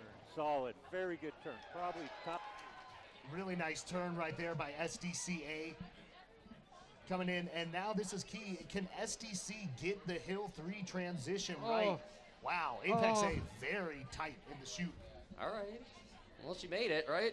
No, we missed to see if the SDCA got burned or not. It Oh. would have been our first Hill 3 that didn't get burned. 3 to Well, 4 Apex didn't transition get come burned, through. that's for There we sure. go. Actually, guys on the SDC Hill 3 pickup, she actually was ahead of it. Hill Oh, 4, Blasting through right there, and it sounds like SDC was actually a little bit ahead of the Hill 3. Maybe got a little bit in their heads, us talking about them getting burned. And now the transition 4 to 5. SDCA is at a 2 minute at that. They're going to have probably about a 25-second Hill 5. It's going to put them at about 2:25. So they're going to be 9 seconds up on CIA. Not even close. Back to the dominance we expect. Yeah, they are smoking it on this run. Really smooth on everything. I guess a little bit of choppiness there on that Hill 3 pickup, but not going to matter too much right here. Get the hand on the push bar. 2:26 unofficially, and she's got to coast it at the end. Blazing. Now this Apex pusher has got to run. She's coming up on that window. They need to be at a 47. I just don't think that she's got enough time to make it to day 2. Let's see right here on our unofficial timer. We just crossed 2:47 right there. She's going to get over at about a 2:49. Again, these times unofficial. We will confirm that. That would put Apex just outside of day 2. Now, STC here, they're going to be studying that footage so hard tonight. They just got a few seconds to shave off. It's very hard to, just collect the talent that you need. Let's see right here. CIA coming across at about a 3:13. Let's see if we have some times coming through. SDCA going to be put in at a 2:26.6. Very clearly in first place, about 8 seconds ahead of CIAA. Now, technically, that's a record as well for Apex's A team. Apex A got a 2:49.7, so they're just outside of that top 10. That's going to put them in 9th place right there. Pretty nice race day coming out there, though. Nothing too unexpected. I think maybe besides how good SDC looked there. I think we thought, they'd be in the conversation for the top, but 8 seconds faster than CIA? I mean, this is a very good push team. Like Connor said, he's got some returning pushers and a downgrade, right? They were pretty fast last year. Yeah, I'm not that surprised. I think they can actually, shave 1 or 2 more seconds off. I don't know about that 3rd second. That's going to be the hard one, but hopefully I'll take 1 or 2 more off for tomorrow. Yeah, it's a great time to see. It's not great for the sport for SDC to be dominating again. I think people get more interested when it's a little bit closer, but the other team's got to step their game up, man. If SDC is going out there and doing this and, just hitting everything perfectly and getting their pushers this fast and building their buggies this good, the other team's got to step up. So we'll run through the standings once more. I don't believe there are any re-rolls, which Clean is driving. pretty unheard of. Yeah, really nice, really clean day. Congrats to all the teams out there. Very well raced. Prelims. Tomorrow is for all the marbles. The teams competing for those marbles are in first place with a 2:26.6 SDCA. Second place with a 2:34.35 CIAA. In third place with a 2:36.96 Fringe A. Fourth place, Spirit A with a 2:38.67. Fifth place, SDCB with a 2:38.98. Sixth place, Sig Ep A with a 2:45.3. Seventh place, Fish A with a 2:45.69. And eighth place, CIA-B, 2:47.5. Hey guys, this is Mark in the chute. Finally got connectivity here. Just a recap of all the turns. Top 8, all very smooth. I would say the turn of the day was probably out of Sig Ep, although the SDCA was very nice. Back to you. Thank you, Mark. I think we're still sorting out that. I'm not sure if that actually went over the loudspeaker. We do have Mark Estes, the man in the chute, going to be bringing us coverage there. Guys, what jumps out to you, though, matchups for tomorrow you're interested in seeing from that top 8? Let me pull this up real quick so I can get you. I mean, that whole pile up, 2nd through 4th or 5th or so, that's going to be very close. Hold on a second.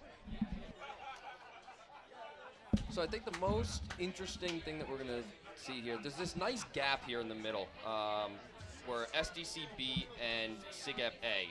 We went from a 38 to a 45. So there's a nice gap there in the middle where there's going to be in the finals one team that's faster than the other team, and there's not going to be too much of interference there. There may be a little bit on the front hills, but for the most part, everything should be pretty clean through the day because of that nice gap where SDCB was at a 38, and then SIGEP A is the next team, 245.3. So yeah, we've received a little bit of help here from my friends on the sideline. It looks like that I have the women's record wrong. The women's record is only 225.6. And what did they just put up? A 226.56. Only a second off. That's yeah, that's very exciting. So we got the leaderboard up here. Obviously, you know the story there. SDC looking to shave off that 1 and a little bit seconds. You know, maybe coming from that hill 3, and then there's a whole competition here 2 through 5. Yep. Also exciting stuff right here. Just a moment, Uber, one of their mapping cars, is going to be taking the course, so take a look out for that. I got some folks over at Uber here if you want to chat with them. Lots of exciting stuff. They're over here by the broadcast booth.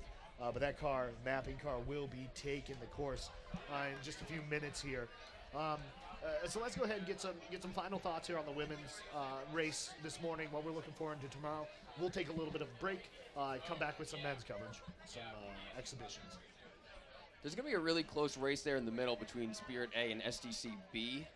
We'll be interested to see during the heat selection for finals tonight if they move that around.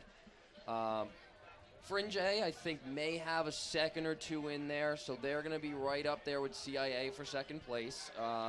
Spirit A, let's see if they can get anything more out of their time, maybe move up a spot or two. But SDCA is the only thing that we're going to be watching for tomorrow in the women's to see who's going to win it is, will they set a record? And that's the only thing that we're really looking for at the top of the order there. 2 through 5 could mix around a little bit depending on how people finish up. SIGEP A, Fish A, CIA B, there may be some fights in there for that 6th, 7th, and 8th place spot. CIA B, can they come up and maybe even get ahead of a Fish A or a SIGEP A? And can SIGEP A maintain that lead just a little bit over Fish A and, you know, stay there in that top 6? Should be exciting stuff. Comments are, you know, you look at 2 through 5. Yeah, so and that's all about should be really the pickup interesting on here. Hill 3. Hopefully, we'll have to see if Fish can improve that time. You know, the battle of the fraternities here is going to be very good.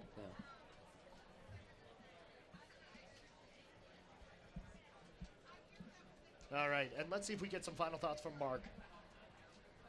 Hey guys, my take is 2 through 5 up for grabs based on the shoot pickup on Hill 3. So we had a lot of girls get blown away. If somebody nails it, they're picking up easily 2 seconds, and they will separate from the crowd. And I think SDCA has the record in them with a good Hill 3 pickup. End of chat. Thanks. All right, so we're going to take a little bit of break here on WRCT, CMU TV. We'll have that coverage coming back for you in just a little bit.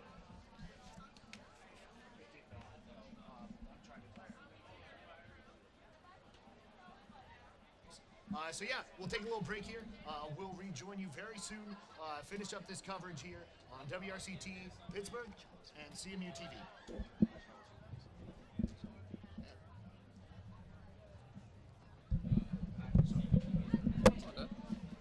You'll be back tomorrow, right? Yeah, I'm in all day. Darcy. Yeah. Have my stopwatch. Yeah. Is there enough time to go to the bathroom? Oh, yeah. Yeah, no, we got plenty.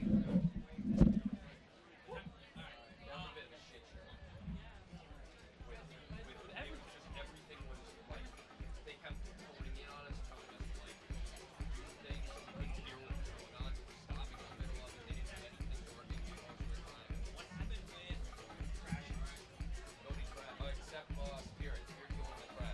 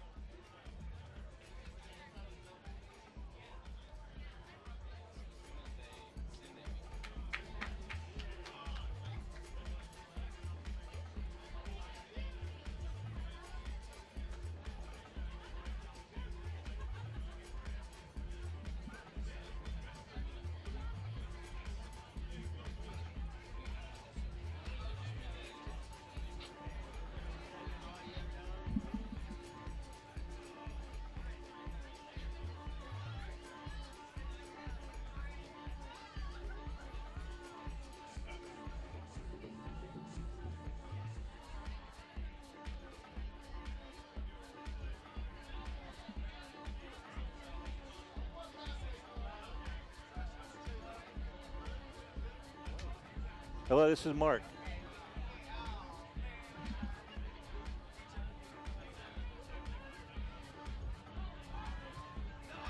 Hey, welcome everyone to Buggy 2016. Mark Estes broadcasting from the chute in beautiful Shinley Park. Sunny day, buggies are rolling, life could not be better.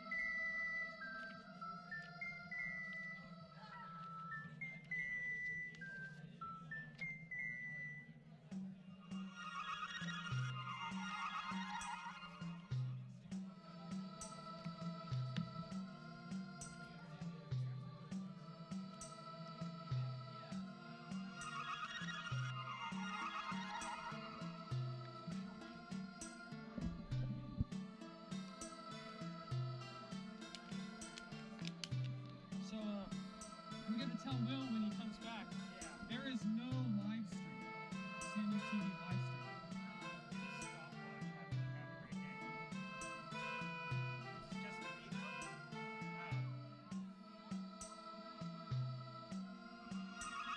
I mean, Connor's got one. Do you want to use it? Do you want me to use it? I'll do my phone too.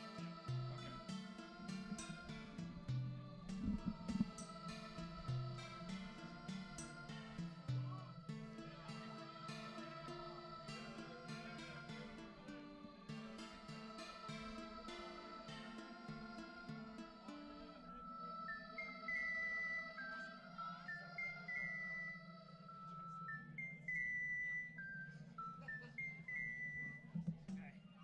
All right, let's see here. What's our first heat? SDCC Spirit Breakers.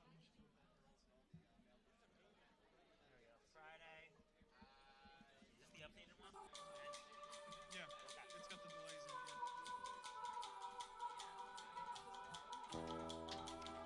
It's really chilly up here.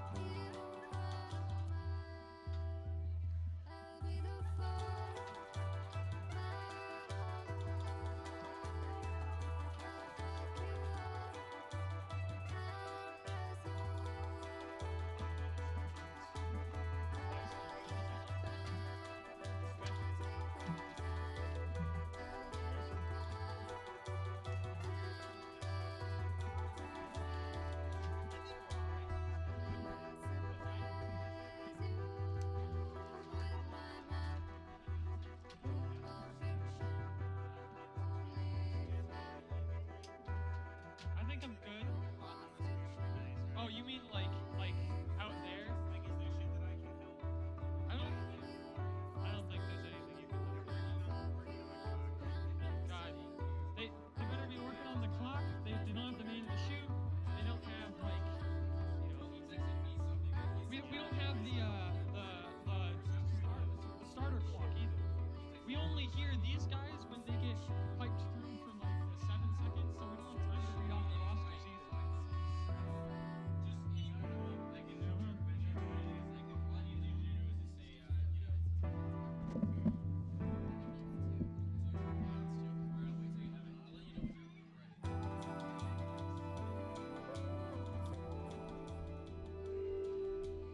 This is WRCT Pittsburgh 88.3 FM.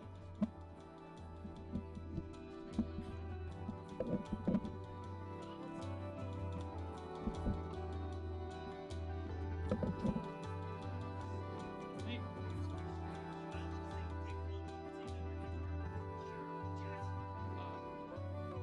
so Will, there's no live stream.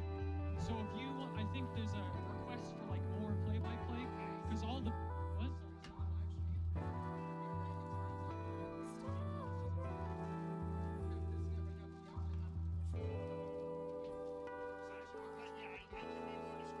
Yeah, yeah.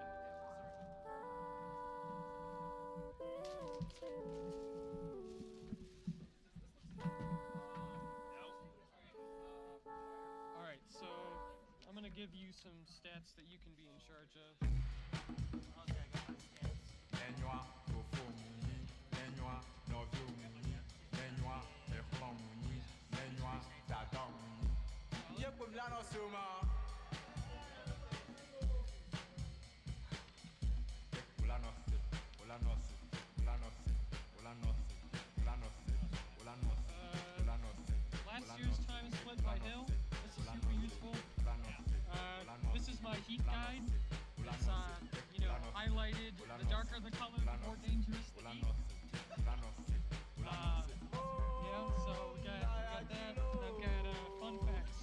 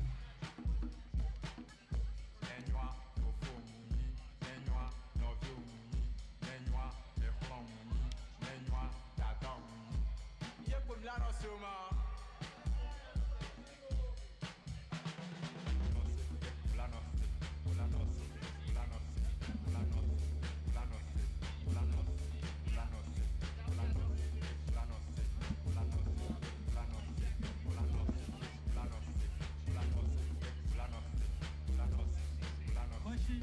All right. Am I allowed to call? So we had a name for the buggy, and it was called Big Buggy after the brother's name was stated. We named a buggy after the mechanic. So his name was Dick Barber. So we called it Dick Buggy. Is that appropriate to say on the air? Or do you want me not to?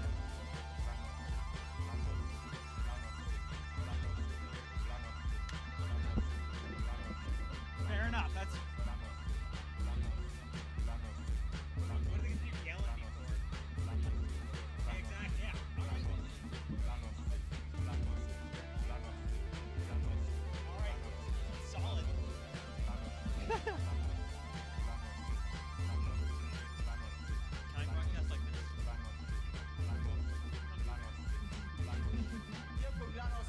This is how I'm broadcasting.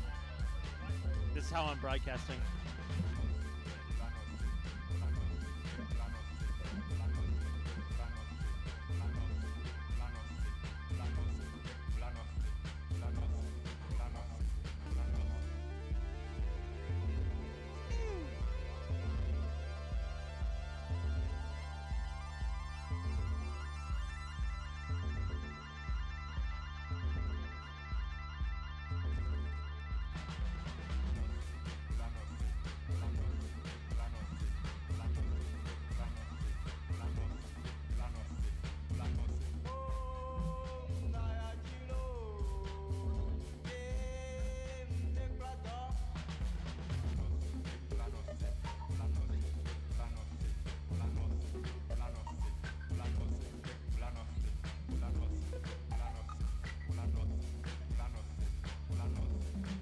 Do you know which one's gonna be A, B, C, and D?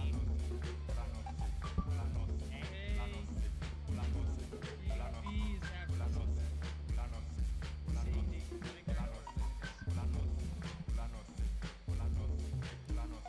looks like they're in order. Oh no, that's just. Oh, it's just age order. Oh, I see. Yeah, why is it Havoc like B or C?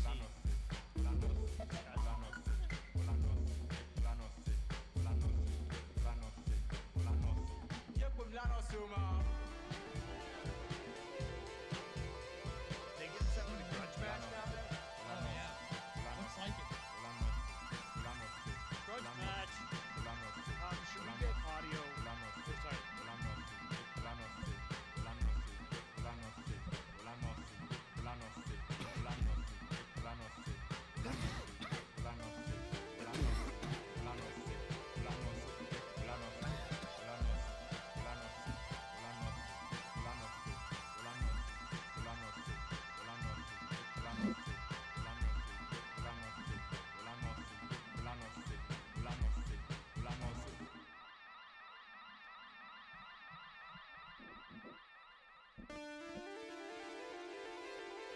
Yeah, they're going. All right.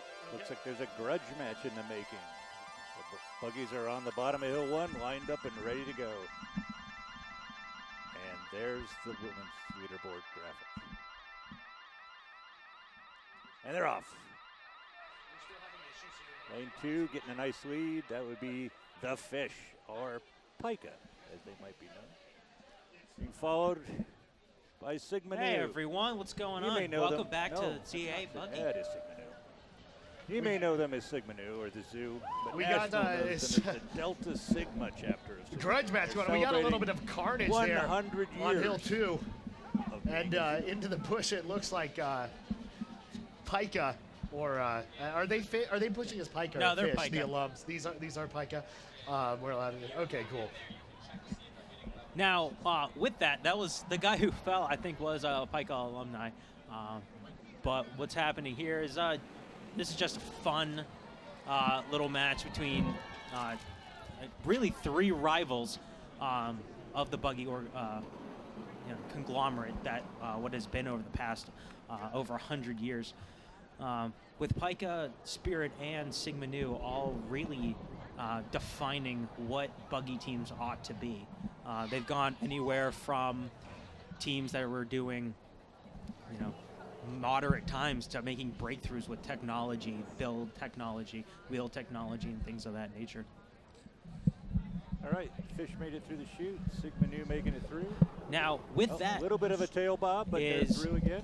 You have teams like this that you have alumni that are coming back every year. The best part about that is every one of these pushers will come back every year and say, like, oh, we want to do a grudge match, which is great because it shows the spirit of Buggy actually never dies. Would you say the same thing, Mike? Yeah, I mean, it's really important to keep your alumni involved. Really, it helps create a sense of community on your team. To see that, hey, you got guys from 2004 still coming back to the races. If you're a new pusher, a new mechanic on that team, you see those people coming back, you're like, wow, this is a good team to stick with. This is a family, a community, a bunch of good friends. I can make lasting relationships here. So yeah, it's definitely very important for the alumni to stay involved. And as we're looking at this grudge match, I think we have a time to talk about something that rarely people realize, is that the teams themselves are like little families. We have fraternities, we have sororities on campus, and then of course we have the independents. But the teams themselves are so close. But we also talk about the companionship of the buggy people that are out there. Everyone else that on the course that does that are here just to support the teams don't really know what us buggy folk have to really go through on the weekends. I mean, mechanics are getting up at 4 a.m. just so they can be out and prepare for the rules, making sure everything's good to go, making sure brakes are working. It's a lot of work, and I think you'll attest to this, that every single morning we're all kind of bonding over that. I mean, even though we're a part of different teams, we bond over that that experience. So buggy people initially just stick together as a group in and of themselves. Yeah, definitely. I mean, it's a healthy competition. Yeah. And pretty solid times, honestly, shown out in the grudge match there. Excuse me. But we're about to get into the real stuff here. Women's prelims, very clean. Some nice races, some good racing. Nothing too wild. Almost the opposite of last year. Save for SDC's near record time. Everything kind of went according to plan there. What do you guys expect to see out of the men's races coming up here? Oh, wow. A lot. That being said, we talked about on the Wednesday night broadcast, Will, you were there, and we were talking about how teams who normally have fantastic times were not really as consistent coming out to rolls every weekend. For instance, like SIGEP was sparsely out on the course. But the thing about SIGEP is they've got returning pushers on 18. They've got returning fast buggies, especially with Kraken. They have experienced drivers. They have experienced alumni who are willing to, come back with their experience and tell them like how to properly go about forming a perfect team on race day. So even though they don't come out every weekend, what you're seeing is a huge potential from them. So they're gonna surprise people just because the people on the course haven't seen them out and haven't seen that. With STC, you have 4 teams that are honestly could probably pull out sub 215s on all 4 of them. That's gonna be something to see. I'm really excited to see what Spirit does with their 18 this year. They've overcome a lot of their adversities with mechanicking issues, getting disqualified for, like, in my opinion, crappy reasons. Transition DQs and the 5-second roll down start line. So them becoming a little bit more rigid, we're going to see a lot from them. I'm really excited to see Fringe. I think Fringe is rebuilt, and they're going to be the team that we saw when Bonsai and Bisa were out, the 2011-2012 years. So I'm excited to see what they're going to do, and really excited to see what their new buggy is. Was it Ballas? Ozon, I think. Oh. They can come up with different names. Come on. It starts with a V, It does, it's a yeah. physics reference. I like that. Yeah. Yeah, I think in the men's heats, we're looking at possibly a much more competitive race. We've seen historically SDC's women's times are sort of a cut above the rest. There's probably something going on there. I don't know. But in the men's times, Fringe is put down 204. Pike is put down 204. Yeah. These are, top tier, no, qualifications about it, top tier times. I think for me, what I'm most curious about is Fish's men's A team going to disappoint in the same way that their women's team did? We had very high expectations for the women's team coming in. And I think there's a really interesting story there. Now that their fishing team, right, they have 50% of their push team is not from the fraternity. That's allowed, I guess.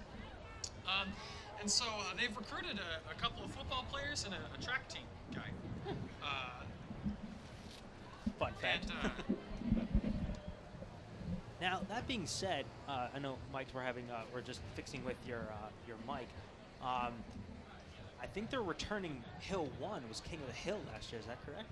Right, yeah, so I do have high expectations for Fish A men's.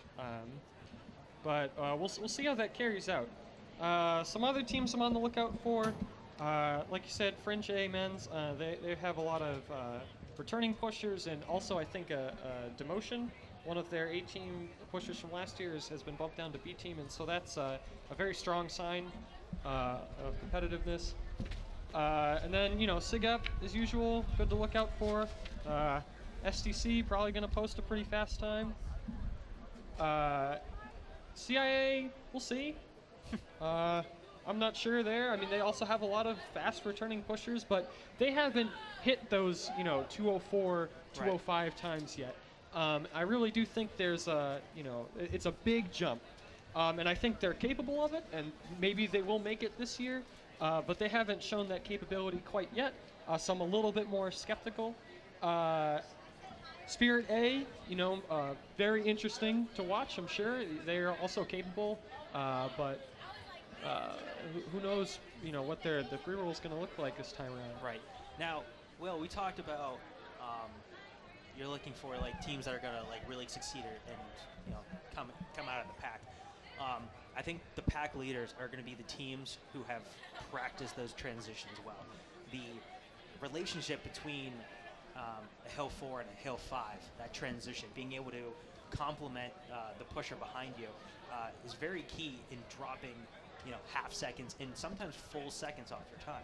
So the teams like the veterans, SIGEP, Pika, Fishing, Fringe, Spirit, you're going to see those teams who they know that those little things matter, and that's going to really make a difference. Because a lot of them, like Mike said, they're going to come out with good times. What's going to really make up better times are going to be the transitions and the minor decision making. So we'll see what happens. And I think when you take some of the weather element out of it of past years and the course issue element out of it of past years, it really does come down a lot more to kind of the minutia of execution, one would think. Excuse me. Wow. Right. No, this is the end for me. SDCC getting their buggy on the course. Kind of interesting. This heat was actually split up. They were thinking things would be too close. So SDCC in this first heat rolling a low. Mm-hmm.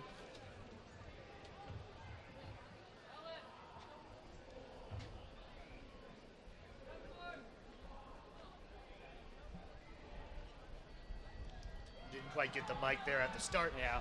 But what's it like pushing like this when it's just you and the course? Now, I mean, as far as I can speak as a pusher from way back when, having to push by yourself, I think, is something that's detrimental. Having someone to race against kind of adds the adrenaline. It makes you push a little bit faster. I think pushing by yourself is safer for the drivers. I don't think with SDC C team is going to make that much more of a difference. I think you're going to see a time comparable to what you would have saw them with compared to racing on their team. but what you're going to see here is their makeup time isn't necessarily the pushers as much as their free roll. Free roll. Pretty nice hill 1-2 there, though. Everything looks smooth, nice shove. And this is one of those teams could move on to day 2. You never know. SQC so deep, a 57-second stop sign time there. Yeah. For a C team, pretty nice. For a C team, it's good. Right. SDC. For SDC, rolling nice. what you're seeing is more Picking up the of shoot flag. a standard. Ooh. It's become a A standard little bit of a for bobble SDC to early. hit that. It's become a Moved it out. standard Little for them slide, to hit but below 215. pretty solid. I think Heading up that's a to hill standard they've 3, set for checking the themselves and they've set rollout. for the course, because if you want to stay at top of the leaderboard, you're not going to have mechanics like Mike Darcy who are going to put up with Pretty good a pickup. 216. It's like, no, we can do better. We know we can do better. Yeah, a little bit sloppy there in the chute. Looks like they lost some momentum there. Things really kind of slowing down here on the back hills. Coming here now, solid transition technique. to 4. Yeah.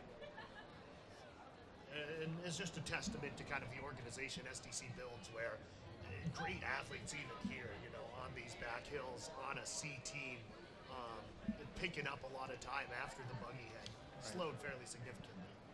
Now, as we can see with the transitions, we talked about that relationship before about Hill 4 being able to time how quick his Hill 3 is going to be.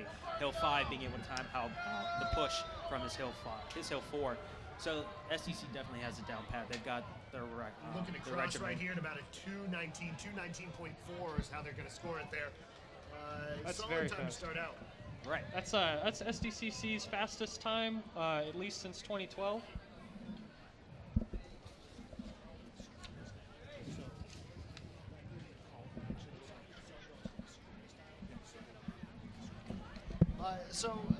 Pretty uneventful start right there, SDCC. Michael, what's that time look like in context of history, past race days and all that? Well, let's see there. What'd you say it was? We lost it. It was about 219. 219 about. So, 219's, I mean, it's decent. It might be good enough to make the second day. It'll be very hard to say. With only one heat gone so far, who knows if we're going to see the same improvement that we saw in the women's time, which was phenomenal. Really back to the trend, right? Teams should get a little faster every year as your technology improves. Last year was a huge setback, but we're really back on the horse in terms of sweepstakes as a whole there for the women. For the men, if everything falls in line, then yeah, this could be a part of that story. This is definitely a solid time, but it's questionable whether it'll make it to the second day. Next heat coming up, Spirit D and Fringe D. Spirit D, definitely a dangerous team. In the sense of potentially can make it to the second day. Anytime you have pushers like they do, it gives you an opportunity to make things interesting. Obviously, their women's B team did not make it through the chute. Looked like the buggy was fine, though. What do you expect going into this race? If it's the same driver, sometimes with driver mentality, you can see things like hesitation. They don't want to perform the same mistake twice, if that's the case. So going through the same speed, the driver might be a little bit more hesitant. Little hesitations can, really draw back from the speed of the buggy. So we'll see what happens. But I think she'll be fine. I really don't see a problem coming out. As far as how they perform, it's kind of up in the air. With men, you don't really know exactly what's going to happen. Push practices are just so minor because you're only doing 1 or 2 hills a night. To really come out on race day to see everything come to fruition.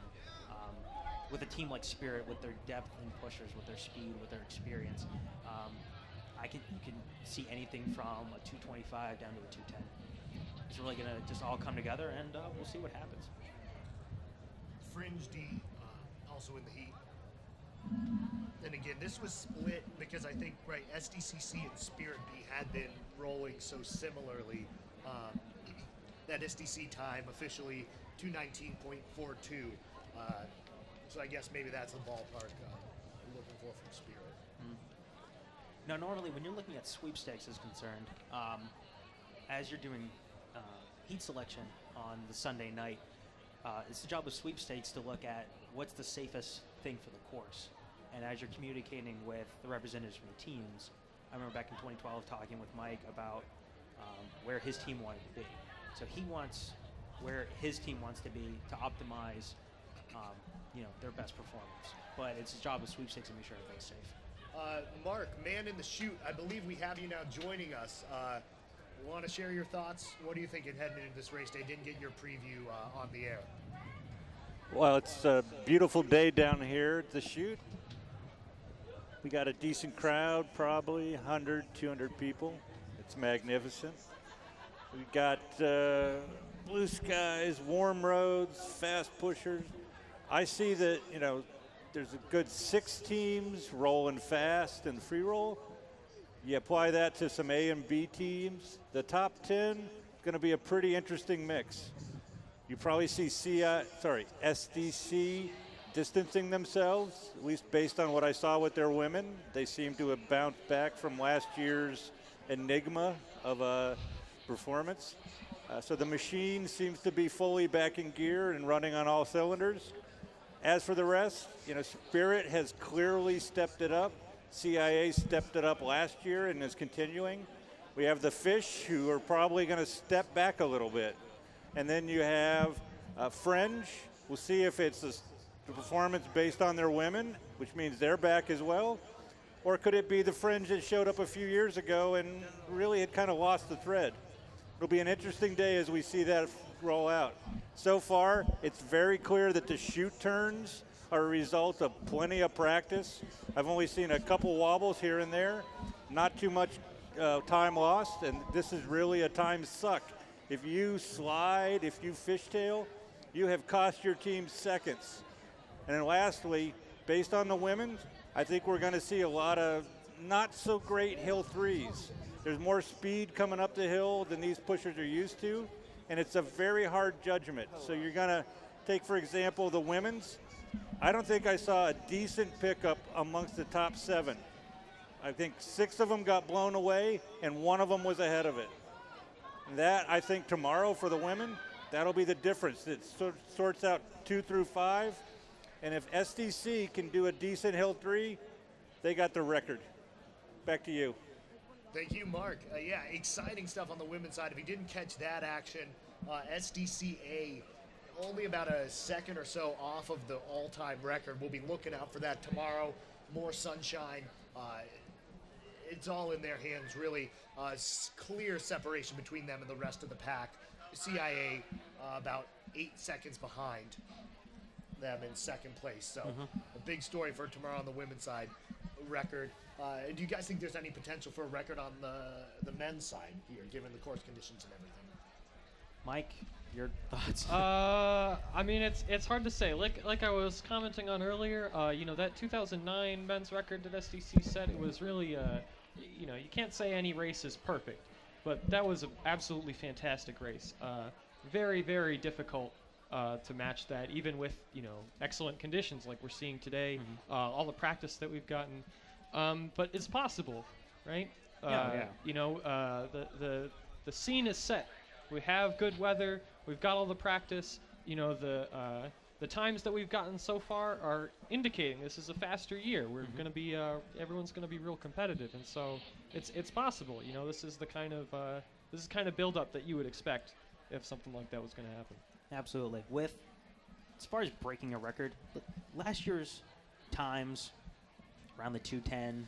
It broke a record in the wrong way. It broke a record in the wrong way. It was the slowest winning men's time since 1980. Fun. I think it was. Correct me if I'm wrong, Mark. You may know this. I think it was the slowest winning time since they put women in buggies. I think I'm pretty sure. Someone told me that, and if not, I made it up and whatever. Use it at your. I mean, trivia night. that's probably Well, what it is. you're close on that one. It's certainly the slowest winning time in a 3-wheeler. Oh, Buggy's not coming. It looks like we're starting up here on the second heat. Lane 2 is Spirit B. Lane 3, Fringe D. Spirit B coming out of the gates pretty strong right here.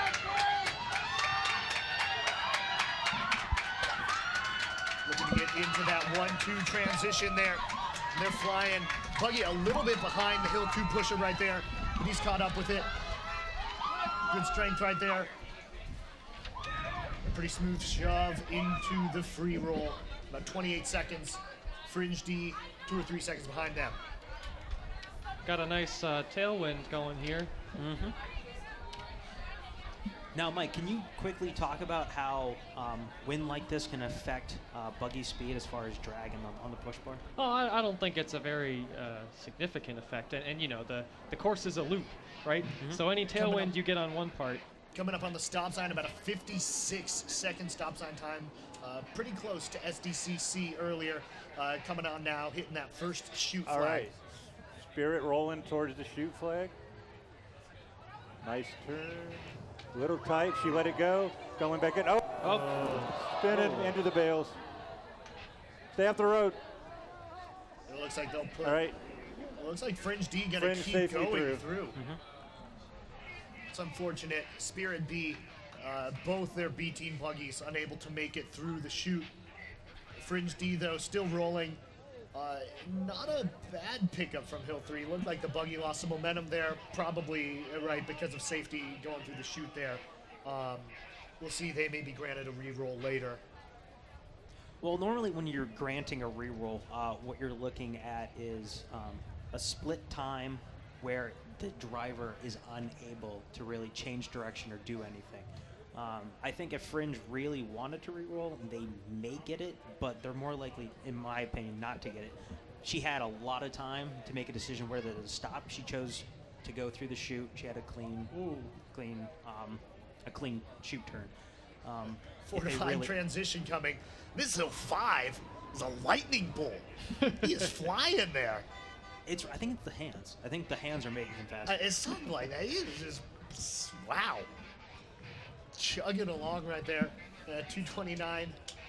Looking like he's going to cross right here at a 232.72. It's a very good D team time. A pretty strong showing from them. Story, though, obviously, Spirit unable to make it through the chute there. You know, this year they've been getting a lot of buzz on the men's side. Interesting to see, you know, what this does to the A-team psychology. Pretty good showing from their women's A-team. Mark, I don't know if you have any eyes down there on the drive or anything like that. Well, they've pulled the driver out of the buggy. They're still assessing, and I can't really see where she is. They seem pretty calm, so thinking she's going to be okay. Her turn, she started a little too tight, loosened it back up, then tightened it back up, and it was on that second turn in where the back started going around. So plenty of speed, but it's, you know, regular trikes are a lot harder to wrangle through the chute. And here's a good example of what happens when you're not silky smooth. Actually, Mike, sorry to overstep my bounds, Will, but Mike, you and I were talking about on course walks about that issue. You want to continue that conversation? Sure. I mean, to kind of set the scene, right? There are some teams that build reverse trikes. They seem to swear by it, right? You know, Fringe. Some teams that build forward trikes, they swear by it. S2C, Spirit. And then, some teams switch. And that's also been competitive for Pike and CIA. They have, very fast buggies in both categories. So there's definitely a trade-off, you know, especially as students, when you're, like, designing your next build or whatever, it's up to you. You're going to, like, put a lot of thought into what you're doing there. And maybe, you might be more comfortable with one thing or another. But, yeah, they have their advantages and disadvantages. Yeah, absolutely.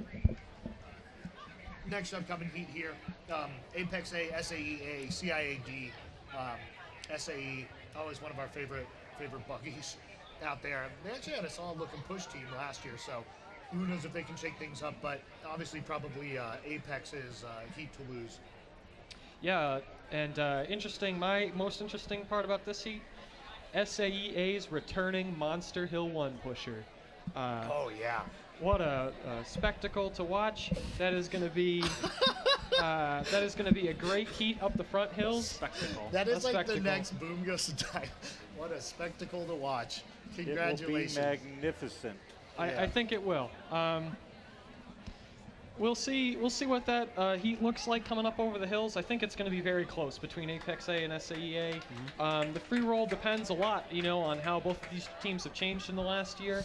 With small orgs, a few people can make a few key decisions and really, change things up as far as how the buggies are rolling. So it's much harder to kind of predict that. But definitely, up through the shove-off, I'm expecting this to be very competitive and interesting race.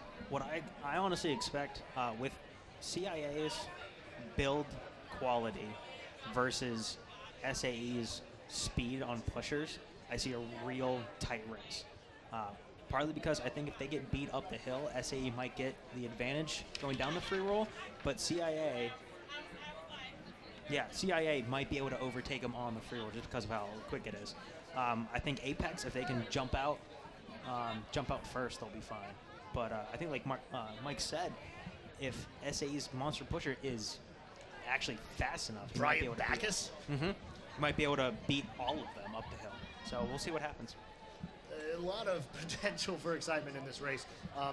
And then, of course, also would be remiss not to mention CIAD doing it all in suits, I believe, as is their tradition. Which is, it's nice. It classes up Buggy a little bit. Classes, CIA bringing class to Buggy since whenever they've been around since. We're getting warmed up. All right, Will, this is Mark with an update. Driver is out of the buggy. They seem to be tending to an injury on her foot. It doesn't seem to be life-threatening, but they're certainly taking it seriously.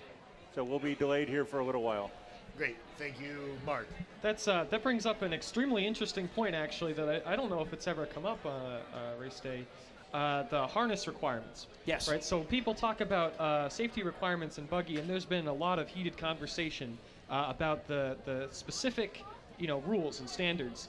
A lot of them are very difficult to follow in the sense that they are idealized, right? They talk about like 1-ton steel plates and kind of silly situations. Isn't it like an infinite bar and it's right, you've across got, like, a certain point of the buggy? Infinitely stiff things. Anyways, there's been a lot of suspicion about the need for harness points to restrain the driver from moving backwards, right? And what happened in her spin there was she got turned around and then she hit the bales backwards. Right. So there's a very strong case and maybe a good reason to re-examine that rule maybe and the standard applied to those front harness points. With with so many of harness points, being able for the driver to, because we talked about drawbacks between reverse and standard strike, there's drawbacks to having so many points of the driver being connected to the buggy. In the event of some sort of crash getting her out, with multiple points of harness attachment, you also see, well, if we need to get her out, let's say we can't get to one of those harness points. Also, when you look at that, I mean, that's a thought when you're looking at it. You're also looking at, as far as, I'm going to say about 10% of the crashes are just like that one, where it's a backwards type crash in the event that she hurts her foot. Most crashes going through the chute are going to be head-on crashes or a lateral crash. Yeah. So with that, a harness that prevents you from going backwards, not really. I mean, it's not really gonna. You need help to keep as much. you need to keep that driver in the buggy, right? Like that's priority number one. If you got a few extra harness points, and you need to cut someone out because time is of the essence, okay, that's how it goes. Like whatever the rules need to standardize so that you keep your driver like inside that shell safe. Oh yeah. So Agree. yeah. I was just bringing up. There's that's been one of the points that's been brought up about drawbacks. And it is something that is fascinating, how much thought, engineering, everything goes into it. Obviously, every year, sweepstakes, dedicating more and more. Safety is a huge priority, and, by and large, they do a great job. Good to see the driver was able to get out. There, it looks like Spirit's driver was, trying to find the name. Diamond Moody. Glad to see she's able to get out of there. Feeling all right. And, congratulations to Sweepstakes on, everything they do with safety. And, by and large, it's nice to see the street paved, compared to last year, a lot cleaner so far through the women's, and that turn obviously notwithstanding, by and large things looking pretty clean. Right. That helps. It definitely does. It definitely helps in the shoot. I think Mike would agree that that shoot turn being paved is by far one of the best things that could have happened. Apart from the rest of the course being paved, but I think it's going to make the shoot more predictable, right? You have a more consistent surface that you're driving across, but also, and we've seen this already, much faster. yeah. Right, so if you're having some, technical issues, you don't have enough traction, your line is poor, that surface isn't going to help you. You're going fast. Yeah. I mean, it gives and it takes. Absolutely. One question on that, right? Because we saw on the women's races, just about every Hill 3 failed to have a smooth pickup.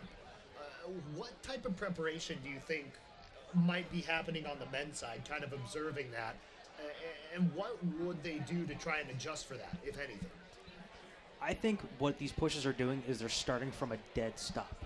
Instead of what you should be doing is you should be like sidestepping or like slightly jogging with the buggy to kind of anticipate that pickup. Starting from a dead stop and trying to sprint up and catch it, you're A, not going to catch it, or B, the time you do catch it is going to be when it starts to slow down. Then you're fighting an uphill battle with that buggy instead of just continuing its momentum. So the drivers, they're not going to slow down. So the pushers need to start like jogging into it instead of starting from that dead stop. Is that All right, different? this is Mark. The driver's up. They're loading into the follow car, and so they'll be up shortly. She's shaken. Her foot looks like it has a small bandage. But all in all, I think she's going to be all right. Excellent. She was definitely moving. And some interesting purple wheels on the back end of Spirit. Oh. Something I hadn't seen. Thank you, Mark, for the update. Great to hear that. I'm sure you're very interested in the wheels as well. Yeah, I think with these new road conditions, if I were a pusher looking to try to figure out Hill 3, you're almost like throwing out the playbook right now, right? We have ridiculously fast front hills, very fast free roll. The drivers are driving cleanly and without obstruction, right? The buggies are well separated. Shoot turn, recently repaved. Drivers are taking nice lines. All this is cumulative, right? It's throwing off the training that these Hill 3 pushers have had. So I think in a sense, they really just need to maybe play more by instinct, something like that. Try to figure out a better way to retrain themselves quickly to better judge the speed of these buggies coming up. Because, clearly when you have such a consistent failure to get a good pickup, there's it's not just one team's training method or what one pusher's doing. Everybody's got to throw out the rules and start again and try to learn as best as they can for tomorrow. Absolutely. Or even the rest of the day. This is Mark with respect to the Hill 3 pickups. It's really about experience. And you hate to say it, but typically the men's teams get more practice time on Hill 3. And there's been a history going back, way before, to the dawn of women's push teams. My ex-wife had probably one of the worst pickups ever. And it continues to today. And that's, I think that highlights an important feature, right? For the women's race, the pickup is extremely important. A huge you're talking 2 or 3 seconds on Hill 3 is down to the pickup in a women's race. And when you're looking to improve your time, if you're, one of these top tier women's teams, that's what you need to do. Obviously, your team better give you that practice. That's what you deserve. Absolutely. Yeah, I think, I do think there is some time to be gained there. And hopefully we'll see that. Hopefully we'll see teams getting better practice split between them. Yeah, Mark brought up a perfect point about experience with these pushers. And Mike, you talked earlier about how you kind of just throw out the playbook in your training and instinct kind of takes over. And coupled with both of you saying, we're going to see where the experience lies with Hill 3 pushers. So returning Hill 3 pushers from last year are going to remember like how fast my buggy is going to be, where I need to pick it up, and that anticipation of it. So I think we're going to see the veteran teams, the veteran A teams, really make up those times instead of seeing a D team or a C team really make those differences. There's a lot of coaching that can go into it too, right? After you've got the first day's races, you can go back, review that footage, and say like, okay, Hill 3 pusher, like where would you be, and talk it through with them. And you got lots of great examples here of people getting blown away by their buggies. Yeah. And every one of those is a learning opportunity. So I'm sure that the women will improve for tomorrow. Especially your top teams that are in the running. So we have Spirit, we have Fringe, we have SDC. The teams that want to make sure that they're really close, if not better than the times they've seen today, because they know how close it can be. So with Fringe coming out, they could easily drop maybe like 1 or 2 seconds. CIA might drop 1 or 2 seconds. SDC may have a slightly less good of a day, and CIA and Fringe might be able to edge them out by that 1 second. But like you said, that coaching from day 1 to day 2 might make up those differences. You might see a change in the leaderboard. Looking to get things restarted here. Obviously, a bit of a delay there with the crash. Looking forward again. This heat, Apex A, SAEA, CIAD, really just getting things kicked off here. None of these teams necessarily ones you expect to be on the podium, but a lot of buggy action still to come. And really, this is probably going to be an exciting race for the reasons we mentioned. Just potential for pass and stuff like that. But kind of the mid-tier, let's talk a little bit about Apex. Right, trying to make that jump. They've looked solid, but what steps do you think Apex really needs to take to get into, a top 6 type of discussion? The first thing, I think that is worth mentioning is Apex has really done fantastic work over these last few years. Absolutely phenomenal job, getting started up, building frequently. They didn't just like inherit or borrow a buggy from another team and try to run on fumes. They're really powering out their own program.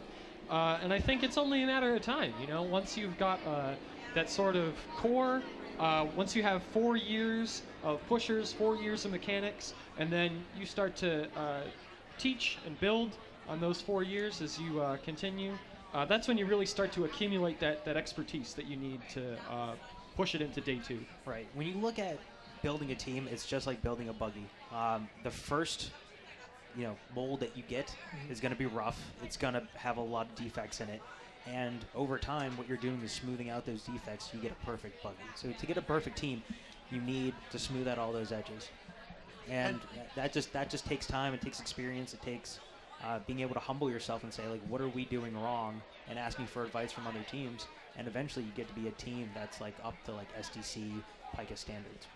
And I think one accolade to definitely give to Apex, I believe this is kind of their second generational year where the majority, maybe all of their team who founded it has graduated now. And they're still there, putting out a competitive team, which I think is a huge first step in building that consistency, is the fact they've stuck around, There's enough to have a second generation and a strong one at that. That's the hump for every team. It's once you crest that second generation and you get returning people, it's like, okay, now we can sustain ourselves. It's like the pushers are getting lined up here. Probably a couple minutes to go until we're getting to the start of this race. Again, Apex A will be in lane 1, SAEA in lane 2, CIAD lane 3, rocking the suits. And this could be really interesting stuff. Again, we're saying, right, SAEA Apex A probably going to be in the lead, but the secondary race, really, SAEA, maybe the first one over ahead of CIAD, and then a potential pass by CIAD. So, interesting point here. Apex is Hill 1 and Hill 4 returning pushers. Alec Kirchman and Harrison Landis. Alec Metallic has got a solid hill 1 time here. About a 17-second hill 1. That's that's competitive for day 2. That's the kind of time you need to be at. However, their hill 4 is excellent, above the bar, in that top range pike SDC kind of team. And then they have 3 new pushers. So this has the potential to be an extremely fast Apex team. Right. I believe they're are they pushing Ember? I think so. Yeah.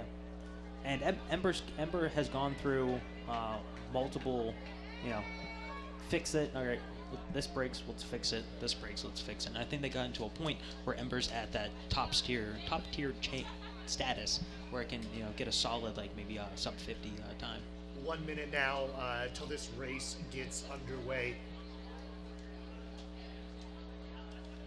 SAEA and CIAD's buggies both on the course. Still waiting to see Ember right there from Apex. Wasn't today, SAE was rolling their buggy down the hill. I don't know if I've seen that type of a entry too often. Well, if they're clearly winding the drive. Pull it back and then maybe they borrowed the magnets from Sega. People will get that joke if they're listening. How do they work? All right, all the buggies are on the course now. Less than a minute to go to start. Resumption of men's action here. 10, 9, 8, 7, 6, 5, 4, 3, 2, 1. Ready, set. And here we are, they're off. We have Brian Backus, absolute beast on Hill 1 for SAE. And he's looking to be the first one up over Hill 1 there. Just monstrous pushes. Apex A holding their own, getting fairly close. But it's going to be SAE, the first ones looking to go over Hill 2. They get that transition first. Oh. A nice shove there. He held back that push bar there for a second. That's going to cost him a lot. Slowing him down. And let's see right here. Yeah, you just look at Apex cruising, looking to be gaining a lot of speed. Some unusual lines there. I think what she was trying to do was maybe take the inside track and maybe pass her. I think that's what she's trying to do. Also, SAE's driver is fairly new. She's not as experienced as Apex's is. 55 stop sign time for SAE, about a 57 for Apex A. All right, coming through the upper transition, Apex about 8 buggy links back. They are closing, but I think it'll be not so close here. Taking the shoot flag. SAE smooth. Apex going a little tighter. Both good turns, both hugging the inside bales. It's like they're locked at that distance. Nice pickup, a little ahead of it, and then great pickup for Apex. Apex closing some distance right there. It's going to come down to these back hill pushers. Oh, this is nice. This is the competitiveness that you want to see with Buggy. Wow. Maybe 2 buggy lengths behind right here. Apex getting cheers from their fans, trying to will them to get in front of SAE. SAE running for their lives. Apex trying to draw neck and neck. And it looks like the Hill 5 transition gonna be just about simultaneous. It's about who has the better Hill 5, who wants it more. And Apex, a strong push on the 4 to 5, but can he catch up to the buggy? He's coming there, he's got his hands on the push bar, and it looks like Apex is gonna take this on the Hill 5, but let's see, SAE, are they done? And a really nice job right there by Apex on those back hills. Hand on the push bar, 221.68. Maybe 2 seconds later right there for SAE. CIA still cruising in the suits. I like how their suits match the Buggy. Ooh. The old black and white. Yeah. It's good to see Orca out again, too.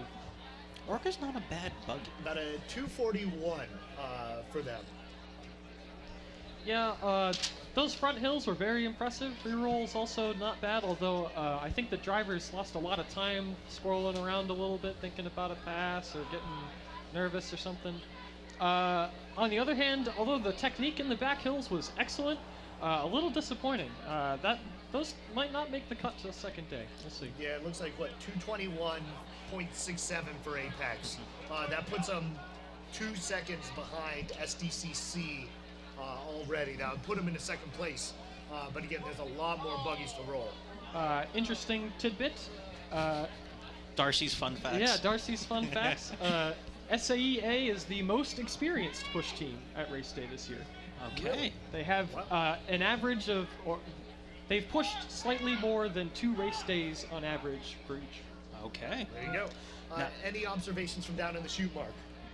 Well, yeah, that was a heat that had 2 buggies that were very closely matched in the free roll, but weren't at that top tier of speed. And I think it was good judgment on the part of Sweepstakes to let that heat proceed. That went off without a hitch. It was exciting racing. We had solid shoot turns, although at a slightly lower speed. They were able to actually go tighter and shorten their course a little bit. And you can see that their resulting time, in the 220-ish range, really, that's not about the pushers. That's not about the drivers. That was about the free roll. And so you got to have all the ingredients. And in this case, they have not quite stepped up, right? They easily had about, I'm going to say, 6 to 8 seconds left on the table in the free roll. Wow. And that could be very important going into day 2, especially as competitive as we're imagining this year's going to be. Next heat, SIGEP B, SDCD, Fringe B. And SIGEP, we'll talk about that, but one of the most perplexing teams out there. As I'm sure you know quite a bit, Anthony, but what can we see out of their B squad? Now, their B squad, what they're pushing is they're pushing Havoc, driven by Sophie, Tri-Delta here at CMU. Sophie's good. I think she's one of the better drivers on the course, especially for her age. She's a freshman.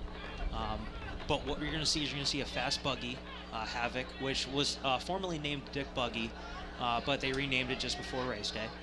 And what you're going to see is you're going to see a fast push team for a B team.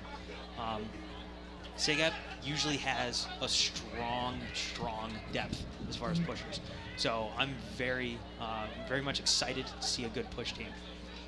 It depends on who their competitors are, and they're looking at the go against Fringe B. I think the SIGEP B versus Fringe B is going to be a solid race up the hill. If they can crest Hill 1 before Fringe and get the free roll, I think they'll win out this heat. 3 minutes. Anthony, if I'm not mistaken, I don't think Havoc showed any speed in truck weekend. So they may be looking to have a significant step up, and significant even for SIGEP, who has a tradition of bolting the good wheels on race day and letting it fly. So this it could be anything. Yeah. This thing could crawl around the course, or this thing could be flying. And I'm curious. So it's anywhere between Pandora and Barracuda is what you're saying. Exactly. Yeah. Yeah, and now that multiple people have said it, I think SIGEP's buggy is Hydra.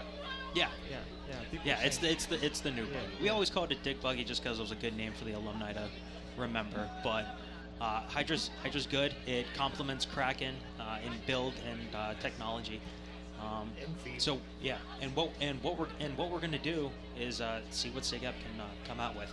I think SIGEP is having the highest potential. We haven't seen them much on the course as far as the spring semester, but they have the depth, they have the passion, they have good drivers, they have great wheels. So I'm excited, rooting for them, obviously. Yeah, I'm kind of. I'm gonna put myself in the skeptical camp. That's fine. I think when if I hear some mechanics, complaining that or claiming, oh, we're not tryhards, we're just there to relax and have a good time, that really it makes it a lot harder to make the cut to the second day. SIGEP B has been kind of a variable team. In 2013, they had a 248, which is really quite slow, and but more recently they've been in the high teens. If we expect them to drop a couple seconds off of last year, maybe, then they're up in the running, right? We're thinking the cutoff for the second day will be somewhere around those high teens. So we'll see what happens. I think a lot is on Hydra to perform as new Buggy, and also as Mark was saying, it's real important that all the teams got all 3 parts, right? They gotta make sure that they get that pre-roll part in. Absolutely. I think it's going to happen. Their pushers look ready. And we'll see. Fringe definitely poses a threat, though. It's another B team out there. And So I was talking about their flaggers. Of not showing all their cards till race day, and I think it burned them last year because I think the Barracuda was actually still faster than the Buggy they ran A. So if you look at how they ended up just out of winning, and if they had had Barracuda in that spot, I think you would be looking at last year's chance. So it does cost you if you don't get out here and hit it hard every day in practice. Right? There's a reason SDC, Pika, those kind of teams have done well over the years. It's because they're out here in force every day. So let's take the race. Right about to get started. 5, 4, Lane 1, Siget B. Lane 2, SDCD. 1. Ready, set. And we're off again. Fringe B getting a pretty nice push right here on Hill 1. Siget B, though, taking advantage of that first lane, looking to separate a bit. Coming really neck and neck into that transition. It's going to be close. Fringe got the transition before Siget B. It's going to be tight right here in the stop sign. Siget just gets it off ahead. Not a great shove, but they got the inside position right there. Actually, I think that was a fantastic shove by Hill, too. Excellent technique by Fringe also. See, that right there, that could have cost them the pass. Fringe is getting antsy, trying to come in around. Went to the right, now is coming back around to the left. This would have been a lot easier if she had been patient and just followed behind. We got some neck and neck action right here. Nary a Buggy length between these two as we come to the stop sign. And Fringe cuts underneath Sig Hep right there. All right, What a both move. of them take the shit pin. Wow, Fringe just had to juke to avoid. Coming up to the shoot flag. Both turning, Fringe taking the inside line. Inside line. They touch, but they're both through cleanly. They touch again. They're grinding. And it looks like we lost some speed there. You see that coming up pretty low in Hill 3. SDC making up some space on there. Fringe ahead right here on the back hills, but Sigep, some great pushers. And this is looking to be another neck and neck one. SDCD also pretty close in there. Looks like Sigep got the first push there on the hill 3 to 4, but Fringe B, a couple Buggy length separation from them right there. And they're only getting further ahead, this hill 4 pusher, making some nice distance between himself and the Sigep B squad. Coming now into that 4-5 transition. Buggy's nearly even. The shove off from 4 to 5 to both. And this is going to be a foot race to the finish right here. Fringe B maintaining their distance ahead. Getting a little bit of closure there on Sigep B. Sigep B, though, trying to crank it up behind. Trying to catch up to that Buggy. About a half Buggy length of difference between the two. Fringe B, hands on the push bar. They're going to get in first. As Sigep B right behind. Probably a 2:19 or so. SDCD coming in 2:28. Now, Hey, Will, were those small wheels on this Sigep Buggy? I think so. Yeah, we can see them right here. Yeah, they're pretty small. I don't know why. Right, so that's not normal. Those are new for them this year. And clearly, they weren't up to the task of staying ahead of Fringe in the free roll. So interesting strategy. Little wheels, very easy to push. Maybe not so great in the free roll, particularly those speed skate wheels. They're, trust me, I've tried them. Yeah. Not so good. Yeah, I think especially Fringe B here, very tough heat to drive in, but they're going to drop a lot of time if they make it into finals tomorrow. Yeah. That driver was left and right trying to pass, thinking about it, seeing what she could do. There was a little bit of contact. We'll see if there's going to be any re-rolls necessary from that contact, but definitely, both of these teams could do a lot better if they weren't in the same heat. I think what a lot of speed came down to was that shoot turn. I think they lost a lot of momentum. I think because of the contact, not only once but twice, according to Mark, down the chute, which has a better view than us. It's cause for a reroll. So both teams, considering how competitive they are, I mean, they were both, there's 218, 219 around those times for each team. That's beating STCC. So those are going to be the top two, potentially. It's going to be the bottom of the pack for day 2. However, if they want, that reroll, they're gonna have to choose like now whether or not those times are gonna make it or they're gonna get a better time, because whatever time they get is gonna be for tomorrow. So we'll see what happens. And props right there to that fringe push team. Really nice back hills on them, creating that separation out of that shoot turn against a pretty big SIG FB push team as well. We thought they might have had the advantage there in the athletes, but fringe put it together pretty well. Those times coming through, Fringe B official time a 2:18.69. That moves them into first place. SIG FB a time of 2:19.79. That'll actually put them in third behind SDCC, behind by about 0.4 of a second. So I think that really puts the pressure on Fringe A. That is a solid, considering what was going on in that heat, that's a very solid time for Fringe B team. I'm expecting Fringe A now to come in probably below 2:06. It could be a very fast year. This next heat coming up, one of the more interesting teams out there, CIAA, along with Spirit D. CIA, very good showing last year, especially through day 1. What do you think we see out of them this year? They're not that bad. It's gonna be like we said about all these men teams. What's really gonna come out is that formula that we've been talking about all day. It's a solid push team, good conditions, and a great free roll.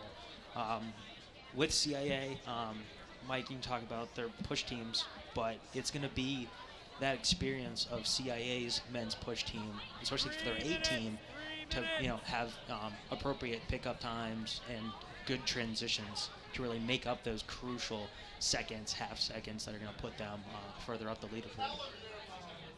Yeah, I think CIA's experience is definitely going to help them out a lot here, especially now that they've started to build these really competitive times. The older pushers are going to start to get a hang of how to explain, how do you make an excellent transition, how do you make an excellent pickup. And that sort of accumulated knowledge is definitely in play here for CIA going forward. Now, I took some preliminary Hill 1 times. SAE right now on top of King of the Hill with around an 18-second Hill 1. That was all the way up until the transition. SIG was around 21 seconds. So if you're looking to put up a solid time, 18 seconds on your Hill 1 is the time to beat. Definitely. Now, interesting results for that heat. 2 buggies hitting together not once, but twice, and yet they still get sub 220 times. That's pretty remarkable in terms of the push team and the speed they had prior to contact. If you look at the rules, the trailing buggy is responsible for passing safely, said dyslexic man. Anyway, it's not clear that if Fringe asked for a reroll, they would really have the basis for one, right? Passing cleanly means passing and not making contact. Yes. They were behind. They ended up in front. I'm not sure, but if I was SIG F, I might be protesting. So I think there's an interesting precedent here. Last year, SDC B was granted a reroll against Spirit B, and what frankly was a less obvious situation. I think that Fringe's most competent argument for a reroll here is going to be all the swerving that they were taking at the beginning. That SIGAP definitely was affecting their line. At no fault of the driver SIGAP, but there's definitely a potential that Fringe could take a different argument. I agree with Mark that if the rules were interpreted as written, it might not be such solid footing, but Sweepstakes has been a little bit more understanding or taken maybe with the spirit of the rules rather than exactly how they're written when granting rerolls recently. Right. As far as rules are concerned, when you're looking at I mean, I've done tape review 2 years in a row, looked over rules so many times. When you're looking at granting a team a reroll on, especially on preliminaries, you're looking at whether or not someone made like the safest choice. And I think that happened today, especially what Mark said about the fringe roll. Yeah, I'm getting some feedback down here. Oh, Buggy's at the line. I'll shut up. 10, 9, 8, 7, 6, 5, 4, 3, 2, 1. Ready, set. We have CIAA in lane A, Spirit D in lane B. CIAA coming out to a pretty fast start. I think they took the fringe motivation and decided to go shirtless this year. One-handed shove between 1 and 2. Maintain the momentum pretty well as they're coming up around towards the stop sign. It's good technique. Smooth into the free roll. Spirit a bit behind them.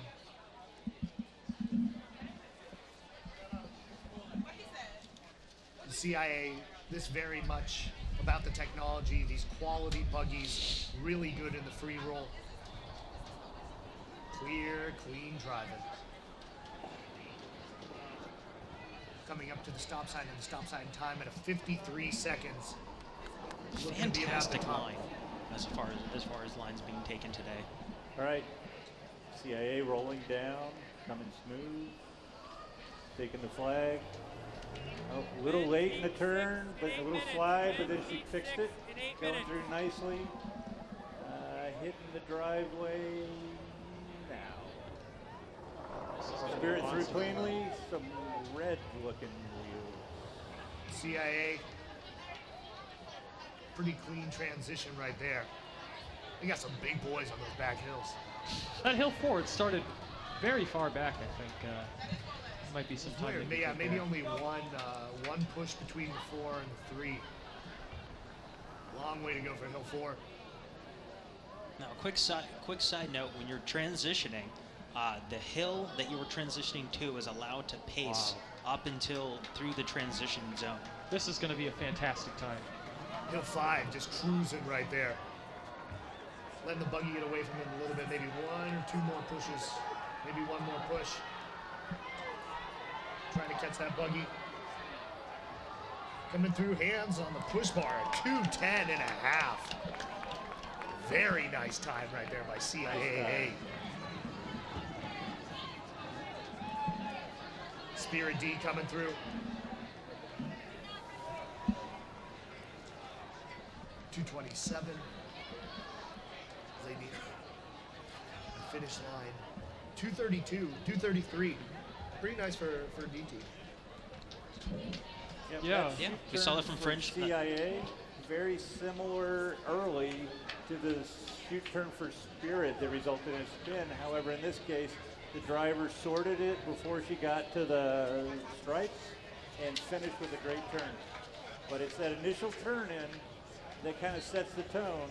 And kudos to CIA's driver for realizing she had gone in a little too tight, loosening it up, and then straightening it through the turn. Nice job. Yeah, so, things are looking a lot faster this year. I'm not so sure that CIA's 210 is going to hold up through the rest of the day, but improving on last year's time by 3 seconds is absolutely amazing.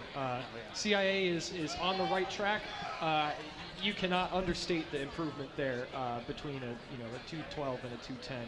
A few more years of that, and that's really a first-place contending team. Oh, absolutely. Plus, you have, I was able to get a rough hill 1 time. They're at 19-second hill 1. If you look at 19-second hill 1, anything sub that with anything better buggies, we're going to see definitely sub 210 times. So when we start seeing teams, let's see, next up is... We got SDCB, Yeah. Spirit C, and Fishing Club.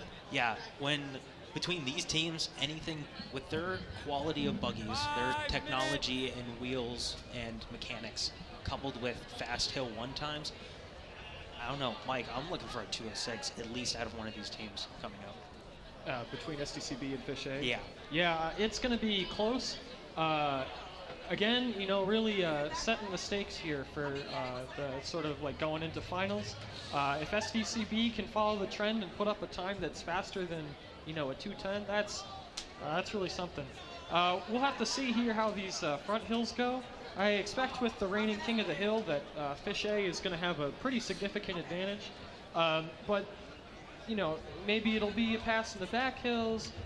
Maybe there'll be something going on in the chute. We'll see what happens. It's definitely going to be a close heat.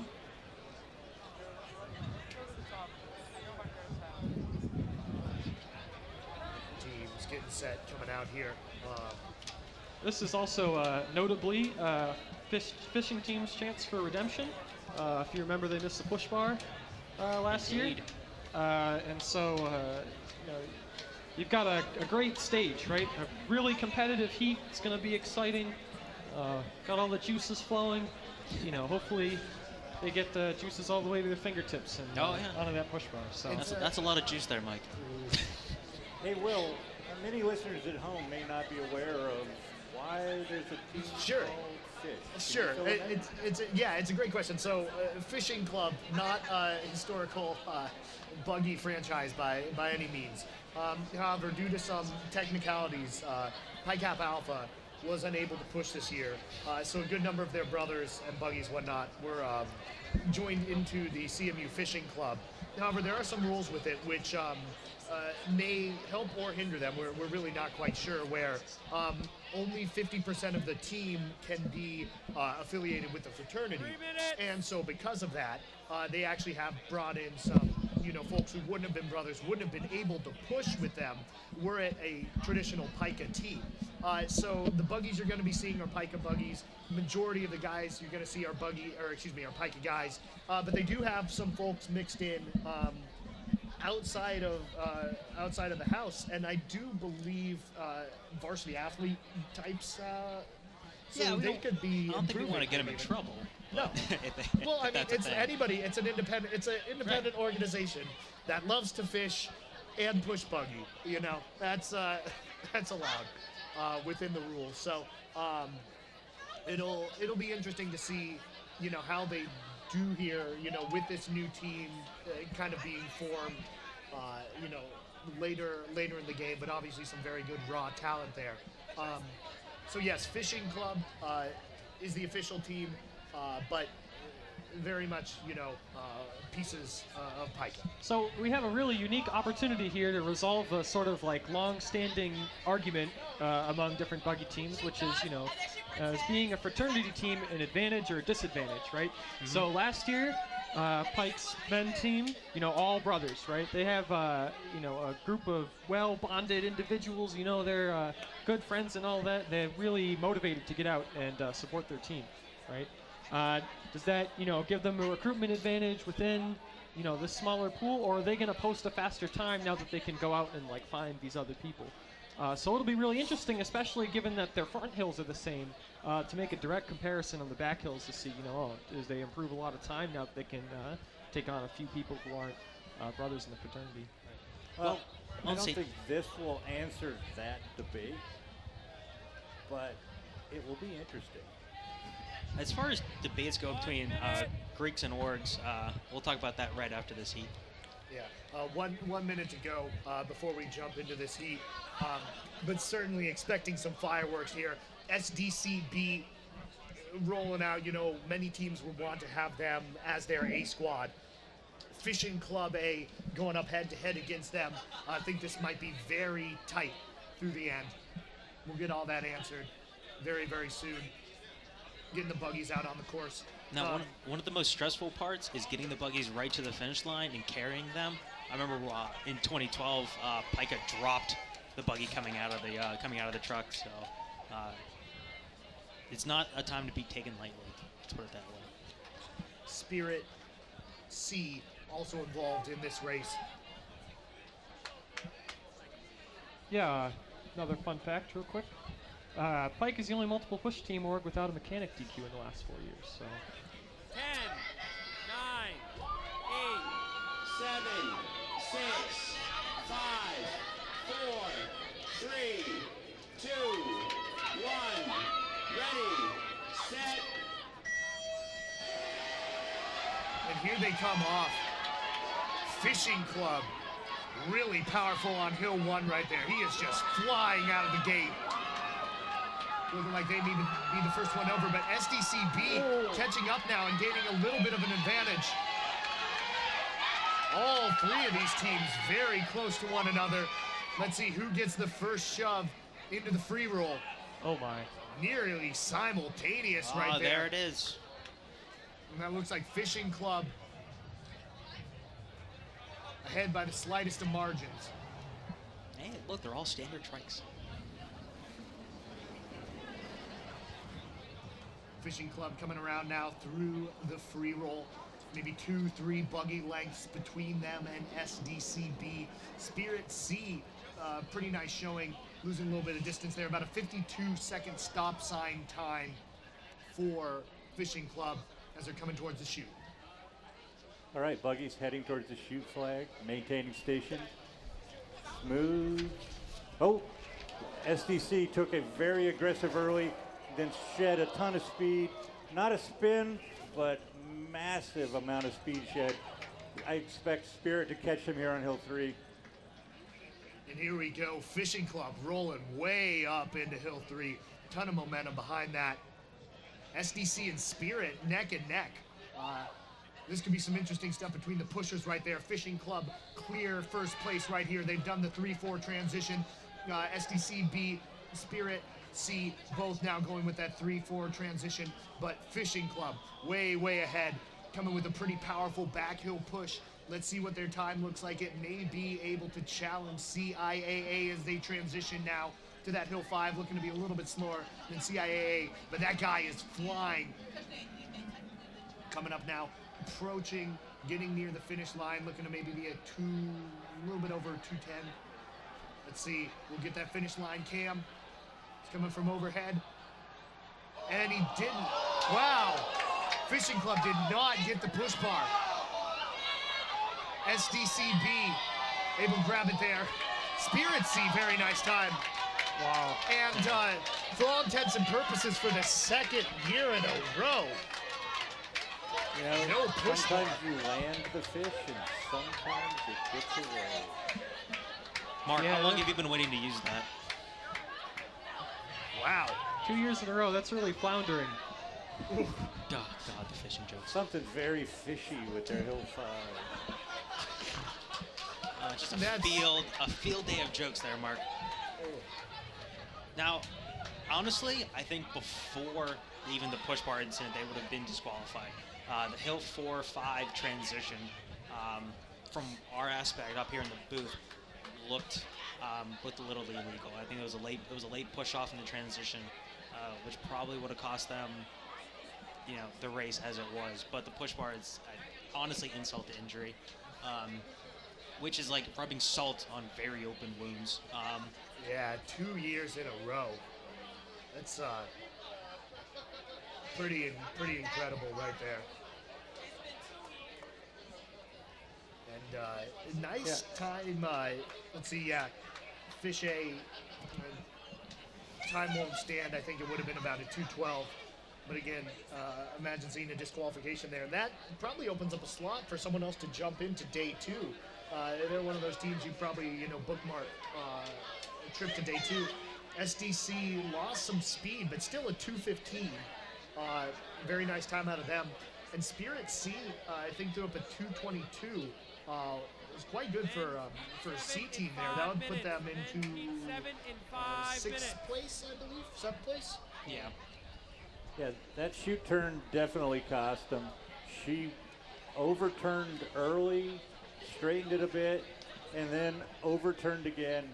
And you just can't do that and get through on a trike. You might be able to get through on a reverse trike, but it was very eerily similar to the Spirit D spin. Just showing the replay of the missed push bar. I guess he cast it too hard as he was running. Yeah, it doesn't take a brain surgeon to know that you got to keep it close on Hill 5 there to. Yeah. The thing is, with all the momentum you have, not only as a pusher, but the buggy itself, it can get away. It can get away from you in a split second, and you don't want to like hang on to the push bar and slow it down just to keep it in front of you. You want to keep it just at arm's reach. But even the slightest touch might push it just that far out of reach. Yeah, and I think that's understated effect. People always talk about the Hill 3 changes a lot on race day with the buggies going faster. Well, how about that Hill 5? Your buggy's gliding real smooth. You just give it a shove that's slightly too big, and it's going to get away from you, and you can't really fix that mistake, right? You can fix a bad pickup. You're not going to disqualify your team, but the penalty there for not being prepared for race day speed is very high. Well, I'm a little baffled as to why you would push it so hard when, he does 5% less effort and touches it crossing the line, and they're in tomorrow. It's going to be nice, right?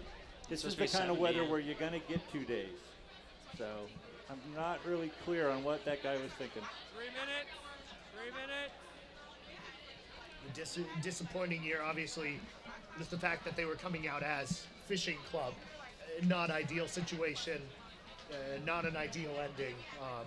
Women's 18, we'll see how they do tomorrow, but obviously you wanted to see the men hit day 2. Coming up in the next heat, Spirit A and Fringe C. Spirit, a lot of talk about them. They've looked very good through spring practices. What are your thoughts on their chances? Extremely high probability that they might be able to take the leaderboard, at least into day 2. That being said, they've hammered out all the dents in their mechanicking and the flaws that they've had in past years. I think they've gotten over. We looked at Spirit spinning out in the chute today, but I see a very experienced driver coming out. I see a great buggy. I see fast pushers. We talked about that recipe for success. Spirit has it. The little things like the transitions, holding making sure you're touching the push bar as it comes across. Yeah, those things might happen, but Spirit has been out consistently with multiple buggies, and not necessarily one buggy at a time or 1 or 2. I've always seen 3, probably 4 buggies every single weekend. Them getting the practice, them getting high speed practice too. They also have, Mike can attest to this, you have years of buggy pushers on tape from years that they've won. You go back and you watch those. You watch them over and over again. Not to mention you have a very strong alumni base with Spirit. Spirit's alumni base is very strong. They're very involved, and they like to keep it that way. They're a family in and of themselves. So I think this year, just like SIGAP, 1 minute. they have 1 the minute. potential to come out and really take that leaderboard from SEC. No offense. You think, right, Fringe C's going up against them, probably not going to be too close there, so it's really kind of between them, and their team to get through and, see what damage they can do on day 2. But high potential this year. Yeah, well, the question here is, will they make the chute? And they've had 3 out of 4 buggies have perfectly fine chute turns. I believe if this is the same driver in their A buggy, she was beautiful in the women's heat. So that'll be the question. If they have it, their newfound speed this year, and a strong push team, they will be up there. Yeah, We'll see. that I think their Hill 3 pusher, as long as he can get a good pickup from that Hill 3, not taking it late, not being beat up the hill either. Getting that Hill 3, they'll be fine. What do you think for a time, Anthony? 10, 9. We'll find out in 10 8, seconds. Sorry. 7, 6, 5, 4, 3, 2, 1. Ready, set. They haven't gone above a 217. And here we go, both teams are off. Spirit trying to make their mark here, Race Day 2016. Powerful up through Hill 1. There's going to be a very good Hill 1 time. Transition right at about 17 seconds. Oh, fantastic. That's king of the hill so far. Let's see if it holds up. Going here into Hill 2. Pretty much textbook. We go now into the free roll. I really missed the somersault. Anybody else on the course? Yeah, we'll see how this Spirit works now. out for him. Everything really riding on this. Things looking good in the free roll. But it's all about this upcoming shoot turn. It's maligned them for many years. Gonna hit the stop sign about a 56 second for Fringe C at that stop sign. Coming towards the shoot. All right, Spirit rolling down. Fringe taking the upper transition flag. Spirit's got the flag. She turned in. 8 minutes. Nice. Perfect. That is Fringe coming through. Very tight. Nice turn. And now let's see how the pickup goes. They got the turn. Hill 3. Catch it up to the buggy. Not bad. Not a bad hill 3. He got smoked a little bit, but not so He bad. caught up quick, though. 3 to 4 transition, and they are just flying right there. Fringe C, a pretty nice showing as well. Not too terribly far behind, but Spirit A now just blasting it at Hill 4. A lot of speed, a lot of power. Trying to take the top spot through this point in the day. And there we go, 4 to Good, 5 solid transition. push. We're looking at about a 210, I think. Yep. Trying to see, can they get sub 210, jump ahead of CIA. Really cruising here on Hill 5. See if we're gonna get to that overhead cam. That's a 211.89. That's their best time in years. Very nice time out of them. Fringe C coming in at 221.26. Now- Go ahead. That was some fantastic driving in that heat. Excellent shoot turn. That's where we talked about the experience coming in. Their ability to adjust quickly in the shoot, going about close to 40 miles an hour. That turn had no questions. Nothing that would indicate that everyone had an issue with it. It was beautiful. That being said, though, it does come out 211, which is good for second right now. Hill 1 looked great, but what areas do you think they'd be able to shave off a couple seconds moving into tomorrow? Hill 3 could have easily gained close to a second on his pickup. Not maybe a whole second, but I mean, it'll definitely drop time. I think the free roll was perfect. Couldn't do anything more about that. Hill 2 shove, maybe a little bit more. That could maybe do a second or two. But they had a fantastic push team. I don't know what you could not have asked anything more of Spirit today. It's a good, solid showing. The time is going to be where it's going to be. But tomorrow, maybe a little bit better transitions, a little bit better pickups. And I would say down to a 209 tomorrow.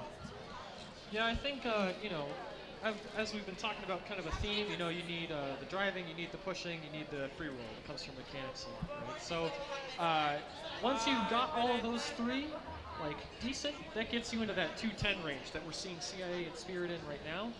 But, Spirit hasn't had that magic extra bit to get them past that 210 mark in more than a few years. Yeah. And that's really hard. So I think they could drop a little bit of time, but I don't think they're going to get below a 210 tomorrow. Yeah. Well, just from where I'm sitting, they hit the crosswalk at 27. You got to be at 25 if you're going to break 210. So yeah. They got great performance in the roll, solid turn, good drive, great pushers, but they need to step it up if they're going to break it in there. And that Hill 1 looked great, but somehow in the 1-2 transition, they lost about 2 seconds there. It's interesting, Spirit's Hill 1 last year, very good pusher. I believe he's pushing for Sigeth this year, is that right? Yes, he is, Isaiah. Right. So it'll be interesting to see if, that could have been the difference, Now, also, whatever Buggy lost this quarter 20 nut I'm holding, it's down here in the chute. Come get it. Might be a Spirit buggy, maybe. We'll see what happens. Spirit, if you're missing a piece of your buggy, Mark Essie says it. But also, when we talk about the Hill 1, Hill 2 transition, by the end of Hill 1, you are exhausted. No matter how fast you get up the hill, you're dead by the end of it. What would probably help Spirit is an earlier transition. Transition a few feet further, like as soon as you can. That might be able to pick them up an extra second or two and get that 25-second mark that Mark was talking about. Yeah, and those are the kinds of details. If you're gonna really compete for the top spot, you've got to nail the details, and that's why people are always harping on SDC, being super sticklers about getting out at midnight or whatever. But being detail oriented is what's going to shave off those 1 second here, half a second there. It adds up, and it makes, like I keep saying, it makes a difference between the 210 teams and the 206 teams. And I think people always, they harp on it, but it's always easy to criticize the king when you're sitting on top of those trophies, isn't it? We'll be getting to them soon. 3 more heats remain today. The next one coming up, Fringe A, CIA B, Phi Delta A. Fringe, pretty solid showing so far on the women's side. What do you expect out of them on the men's? So originally I had this heat as potentially being interesting. CIA's overperformance last year combined with Fringe's underperformance, made me a little concerned. But after I saw Fringe's B team, I have much higher expectations for Fringe's A team. I think this is going to be a clean heat. Fringe getting out in front first, posting a really nice time. CIAB, in contention for the second day, right? Might be coming in with one of these high teens times that we've been talking about. And Phi Delta A should have nothing but daylight in front to make a really clean run. And I think the best thing about Fringe this year is they have only 3 wheels this year. They had 9 last year, which I think putting out that buggy really hurt them. You have less people working on a buggy that's not an 18 buggy. I think the new buggy coming out is going to be great. With that, their speeds look good on rules. So I think that recipe works for Fringe. We'll see. They definitely rebuilt. They've got a huge underclassmen contingent that now they have a bigger pool to pull pushers from. So it'll be an exciting race, like Mike said. They definitely have the recipe. It's whether that recipe actually comes together in the order that you want it to. We'll be getting to go with this race in about 1 minute. Run through that leaderboard right there. CIA in first place currently with a 2:10.5. Spirit A second place, 2:11.898. Fish A did not hit the push bar, so SDC B currently in third place with a 2:15. Fringe B right after them.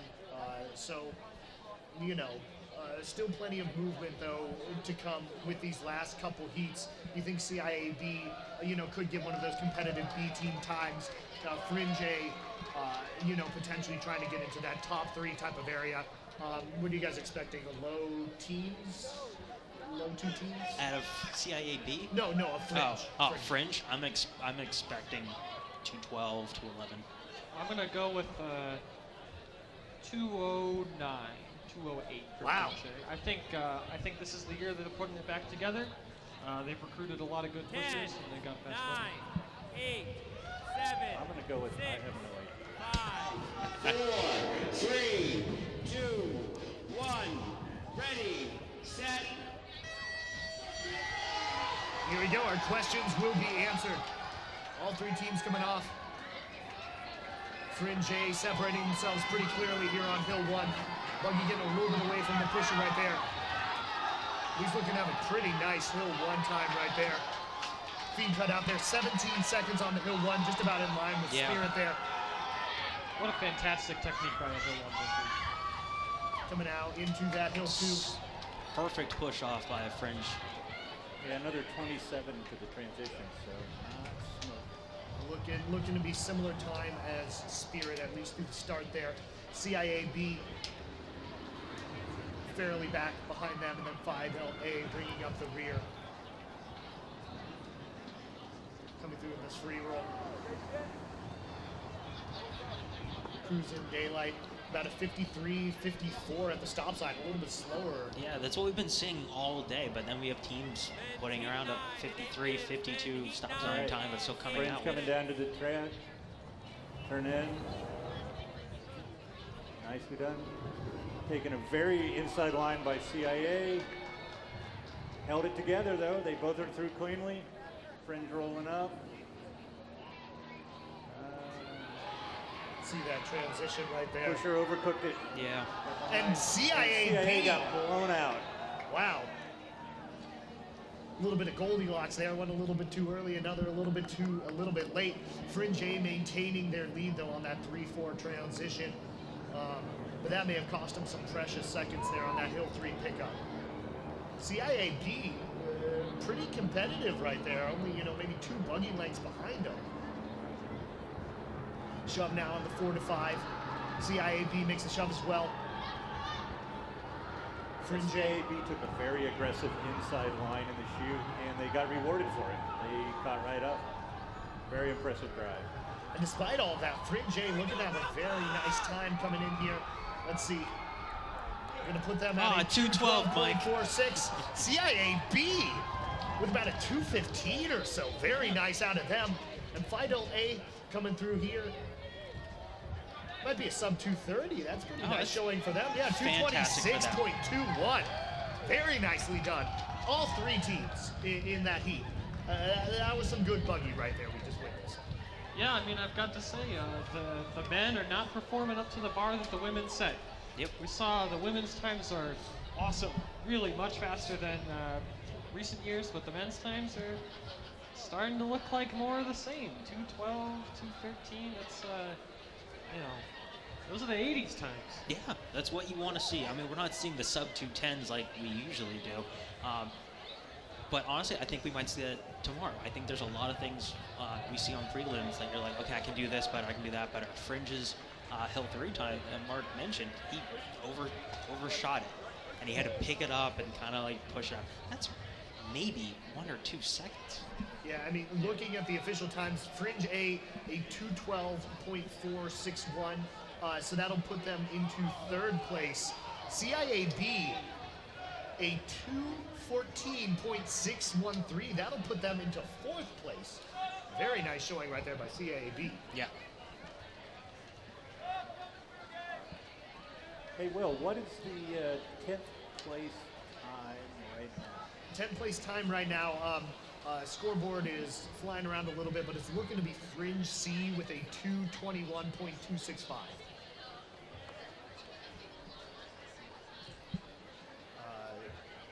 Coming up ahead of them, SIGEP B at 2:19, SDCC at 2:19, Fringe B at 2:18, SDCB 2:15. So, that bottom half all kind of clustered in the high 2 teens. And then there's kind of a jump in that top half, right? CIA 2:10, Spirit A 2:11, Fringe 2:12, CIAB 2:14. 2 more heats left to go. Coming up right here, SIG-EP A, Apex B, CIA C. SIG-EP, really a wild card. You never quite know what you're going to get out of them, but they have a lot of talent.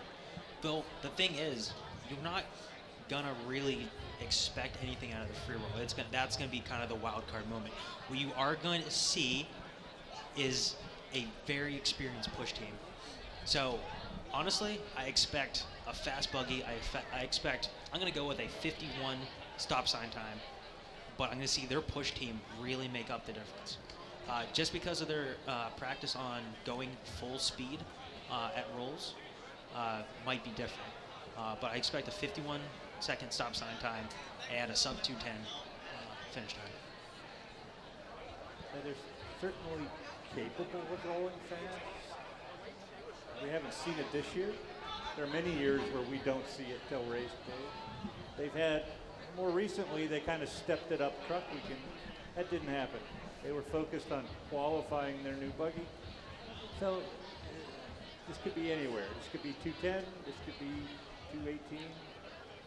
Yeah, we've been consistently, overhyping the front hills, but I'd have to say that SIGEP's front hills look very interesting. We've got Isaiah Edmonds, a proven Hill 1 phenomenon, and then the Turkish Terror on Hill 2, another very experienced pusher.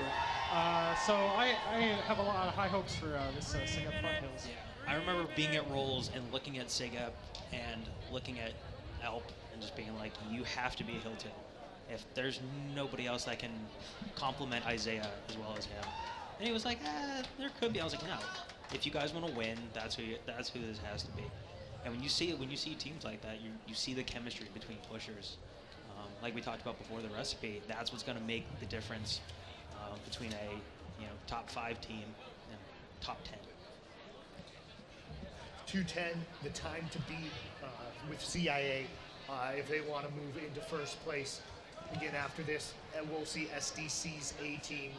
As of now, I don't see any re-rolls on the schedule, so that may be it.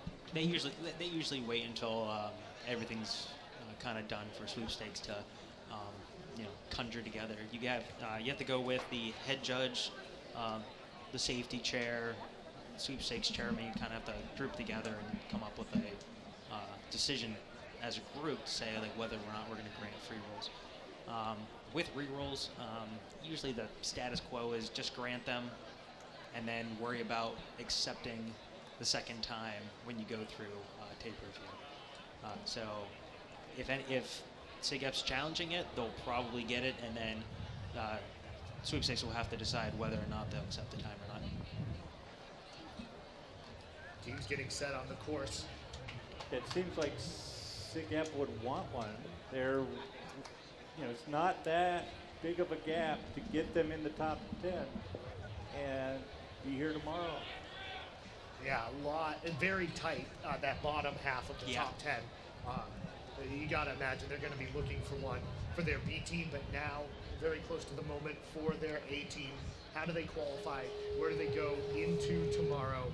So much talk every year about SIGEP's potential. Let's see whether they can live up to it here. Also on the course, we're going to have Apex B, CIAC. Yeah. All in red. Very, very red race. Yeah, you guys should really coordinate that next time. It's going to get confusing for us. I'm calling King of the Hill in the red shirt for this heat. Mark is always adding good commentary. It's good to see Apex fielding a B team here. It's really important, to make that push, I guess. It's a lot easier to race one team than it is to race two. You can, fill out one push team easily with a bunch of mechanics. Right. But yeah, it's really good to see that they're fielding a strong B team here.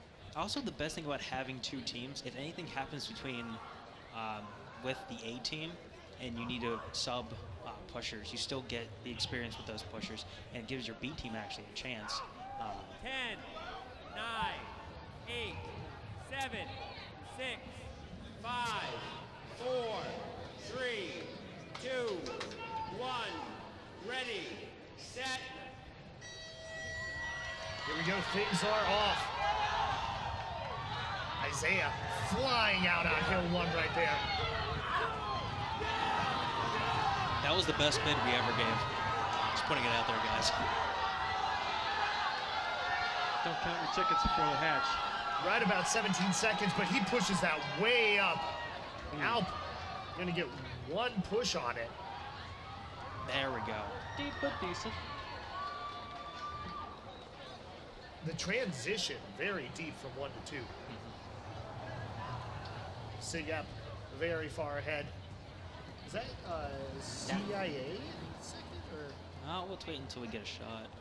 SIGEP, no one in their neighborhood right now.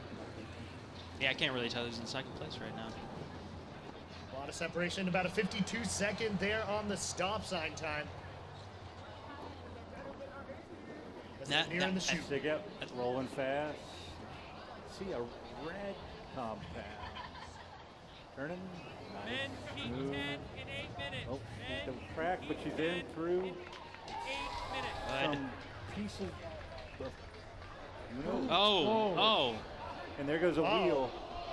Oh. And SIGEP's buggy has stopped. Let's see what It's like a hopefully lost the other wheel. drivers are able to go around.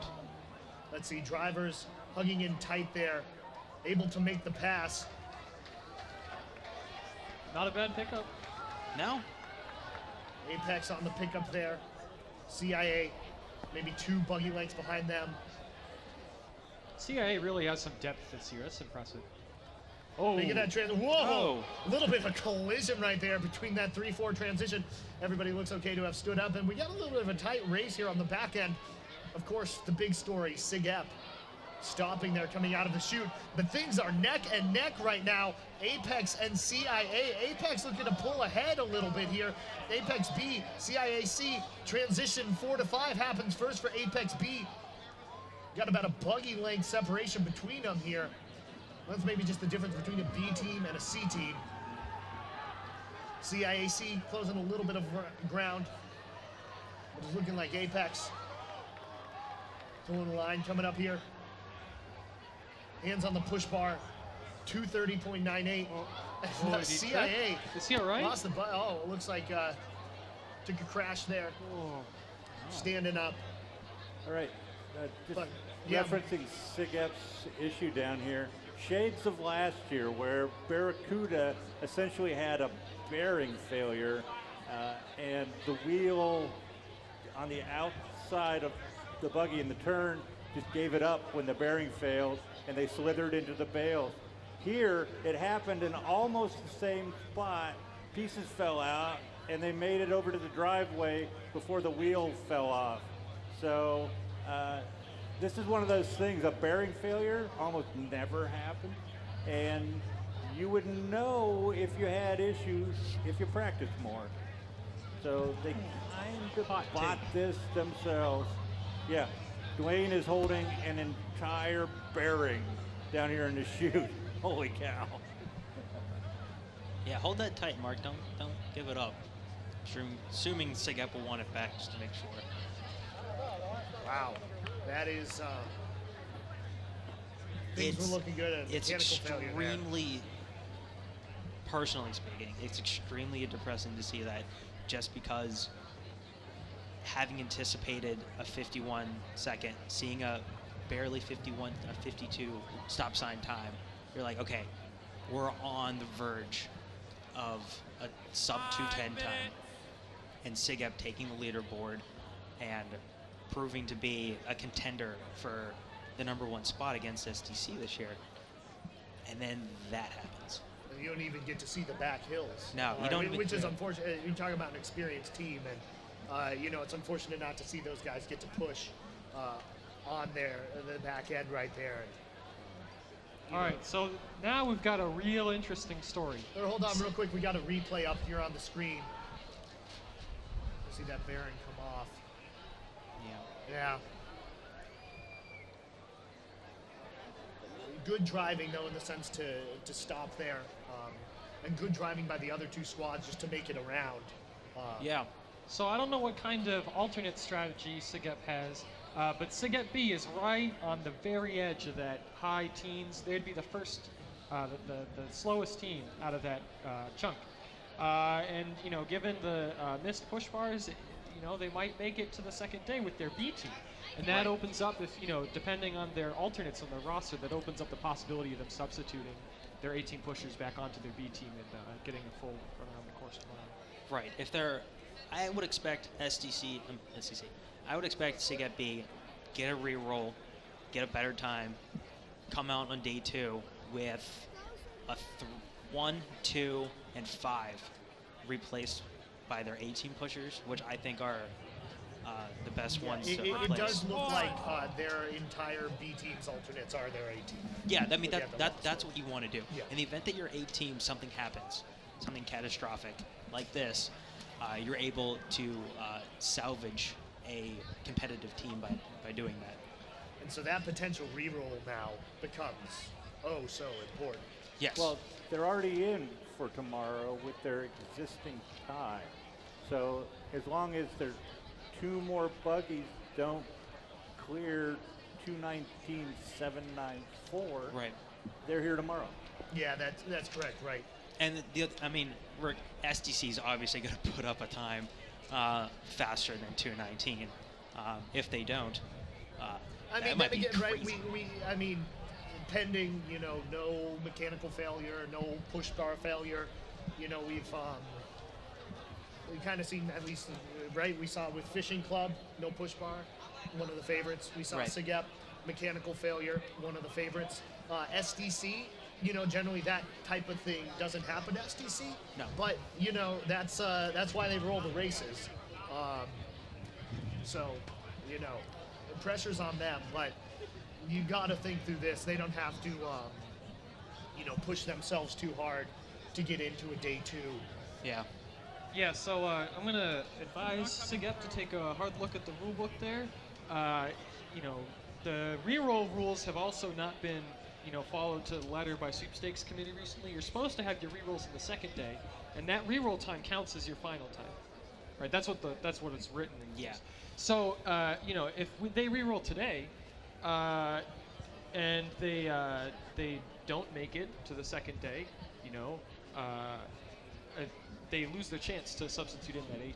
Right. Right. With the ways I know there's Buggy bylaws, which we usually try to hold to a Bible standard, but as terms of implementation, we usually run on how long do we have the permits for the course. So that being said, it's easier and more efficient to have rerolls on day 1, just because we have the permits for the roads, we have the conditions. If things like the hiccups that we had this morning with the course happen, then you're pushing everything back for those rerolls. It creates a lot of havoc. So it's actually better for sweepstakes. It's better for the course, really, to just do the rerolls later that day. What do they have it through? 1 today? One reroll schedule? No. What time is the course? 1 o'clock? Usually the permits give us until 2 o'clock. Okay. We try to end races before 2, well before 2, so that we can, get the course cleared and gives time to break down all the barricades and communicate to all the police and everything. That being said, I know tomorrow morning is going to be another hard day on sweepstakes, because I don't think Pittsburgh police are going to come out again, because I don't think it's scheduled. So they're going to have to do the same problem solving as they did today, which means a lot more time getting things ready. They're going to want to do rerolls today, just get it done. Another thing is like the timing system. You don't want to have hiccups in the timing system on a free roll. You want to have it done while it's up and running, it's perfect, it's all set up. Just get it done now. Well, we're just about to get into the last heat for the day. SDCA, some returning pushers there. If you remember last year's heroics at the finish line from one the Flash, Jordan Coons. And this year we have the return of Grandmaster Flash and the Furious Five. Did you come up with these names? Well, I mean, Jordan Coons is old now. He's one of the 2 male 5-year pushers. Oh, all right. CIA has the other one. And so, yeah, that's a very experienced A-team as far as, led by Jordan's doing Hill 2 this year. We're looking to see a good time out of them. We'll see how it goes. Yeah, obviously, you were probably expecting sub 210 SDC, or do you think, knowing the way the field's kind of stacking right now, don't push it too hard, save it for tomorrow? I don't know if that's SDC style. No, not at all.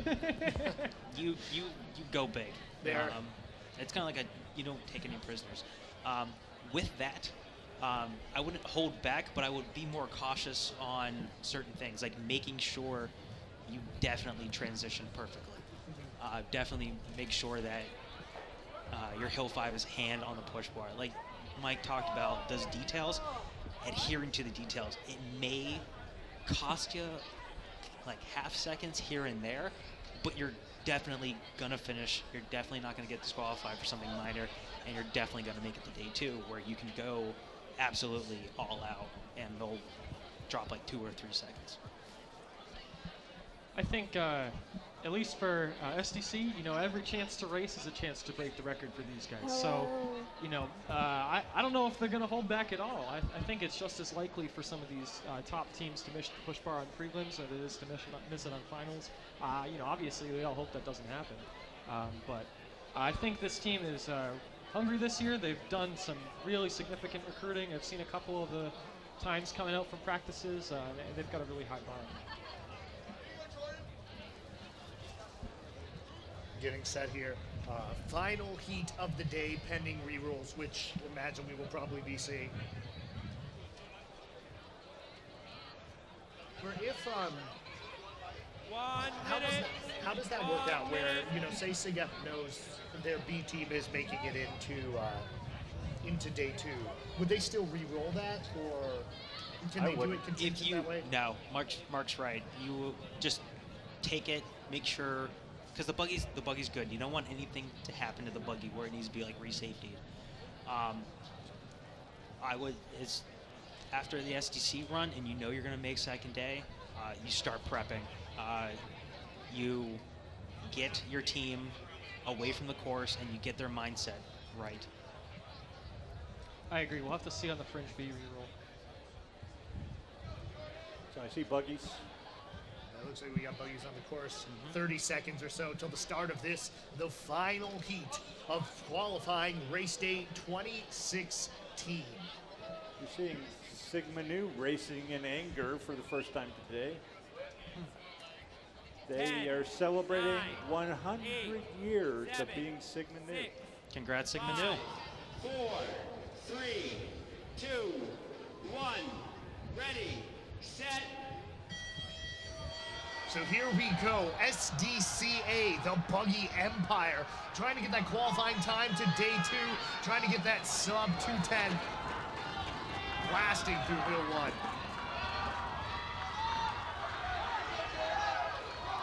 That's King of the Hill right there. Yeah, about 16 and a half or so. Jordan Coons flying into that hill too. Oh, he took a little bit of a spill. He loves the ground. Gets up, gets off the course like nothing happened. Machine-like SDC. 25 seconds to the transition, so 50 seconds. So much distance between them. And Signu, maybe in second? Hard to even tell. 50 at the stop sign.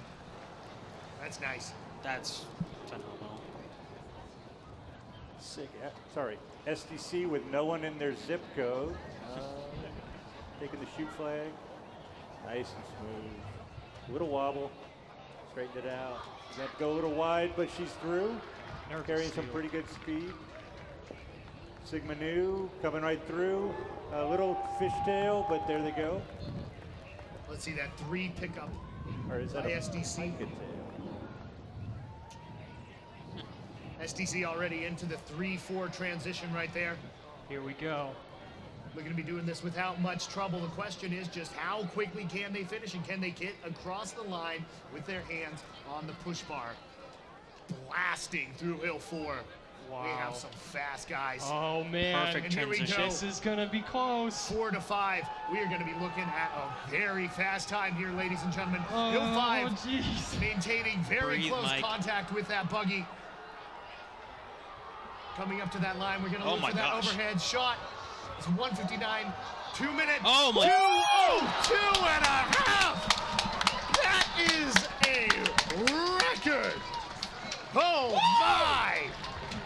SDC breaking the 2:03 barrier. My word! And this is just qualifying. This is crazy. Told you they weren't gonna hold back. Wow. Oh man. 2:02 and a half. So these roads being paved helped. Yes, absolutely. Wow. And that wasn't the best shoot line. They could cut off that No. half second. Like you need it.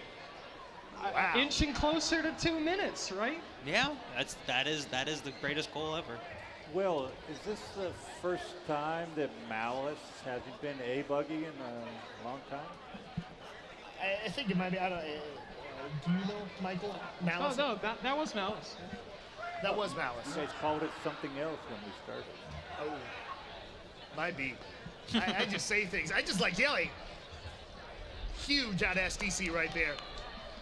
And SDC just goes about their business.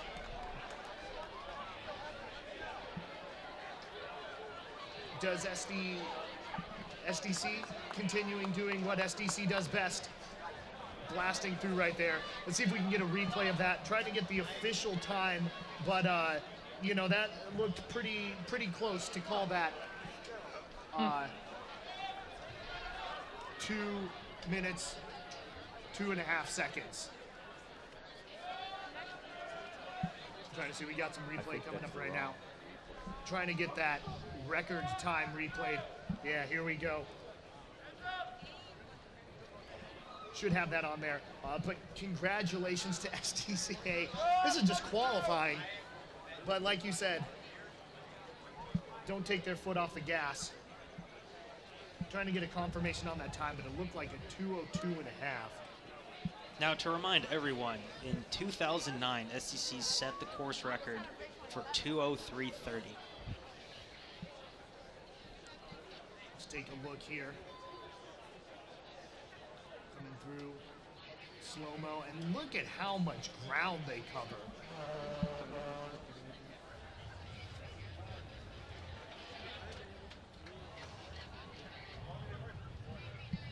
That was fast.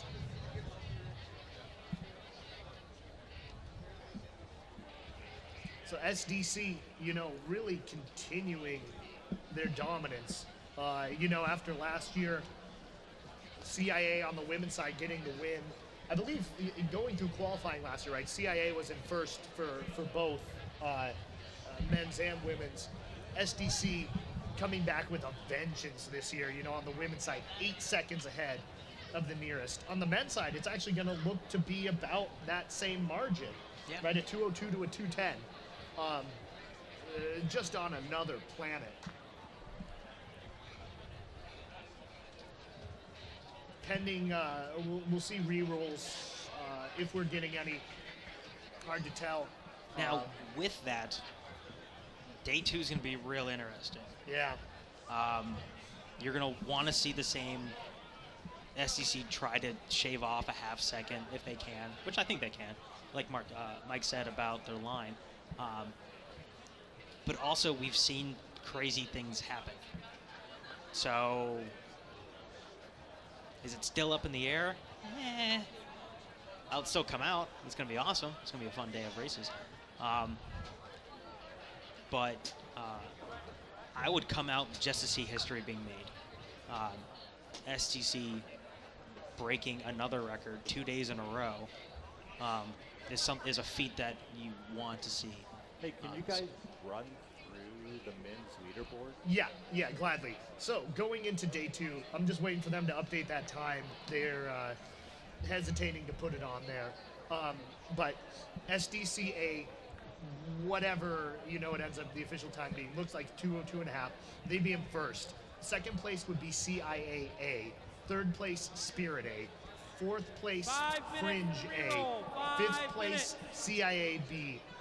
Sixth place, SDC B. Seventh place, Fringe B. Eighth place, SDCC. Ninth place, SIGEP B, which will probably be SIGEP A tomorrow. And then 10th place, Fringe C. Pardon me. We do have one re-roll. Wow, I am losing it. CIAC and Apex B coming up re-rolling here. Honestly, I'm speechless. I think between the sadness of SIGEP coupled with a team like SDC crushing the record. That was, everybody kind of played out their character in a bit of a way, SDC, the Empire, crushing it there. Fishing Club and kind of this continued, floundering the past couple years continues that. SIGEP, very nearly on the cusp of greatness, just can't quite get it. Other people though, definitely give shouts out to CIAA, 2:10, very nice time. Spirit A, 2:11.898, very good time. Be interesting to see if either of them can get sub 2:10 tomorrow. Have the potential possibly out there. That top of the leaderboard will be interesting. And then, of course, SIGEP enters that conversation as well. I think that would really, mark the advancement of the sport. People were talking about like orgs getting dropped, not being able to roll anymore, Buggy getting smaller. That's somewhat of a myth. I actually went back and I counted. There's been about the same number of teams these last 4 years at least. Yeah. It's held relatively constant, but with when times drop across the board by a couple seconds, you know that everyone's picking it up. They're learning. They're getting faster. And like we're saying, it just takes a few details here and there to really, push everybody over into that 206. And then it's just a matter of is that your day, right? Did you happen to recruit that really fast one dude? Yeah. Do we know who's re-rolling? Yeah, it's CIAC and Apex B. So they were the ones in the roll with SIGEP A, where SIGEP A stopped in the shoot there. So, with both times being sub. I'm gonna say they're definitely sub 230s, but I don't think they're gonna edge out SIGEP B for the 219 spot. Still re-roll. Please Doubtful. clear the street. 2 minutes. 2 minutes till re-roll. There is a re-roll coming, so everybody please do maintain clear streets, as we will have one re-roll. It looks like here, and then qualifiers is in the books. Going to be an interesting day tomorrow. Women's side and men's, really the first place, assuming everything sticks to form, looks like SDC. But very tight beyond there to figure out who else is up on that podium. Obviously so much work goes into this throughout the whole year. Just to get on that podium, to get to day 2 is important. But I think we're going to see some really good competition coming up. Yeah, just looking at these men's times, but 2 through 5. Yeah, I still see Fish A on there, but 2 through 4, pretty tight. That could all get mixed up tomorrow. Talking about SIGEP making it with their B team, putting the A team pushers on there. 1 minute. But you got to remember, Please they're clear running the that street. buggy with the small wheels, and it clearly was not rolling on par with the other big boys. So it'll be interesting. I don't see them with that buggy Clear the streets, being people, able to make a please. dent. Do we have confirmation who the 10th team coming in is? Yeah. So let me pull that up. The 10th team would be Fringe C with a Fringe 221. Fringe C. Oh, sorry. Would 30 be seconds, when you clear take the Fish street. out. Oh yeah. All right, we're getting ready for the final race of qualifying today. Apex B, CIAC, CIAC in lane 1, Apex B, lane 2. Another red race.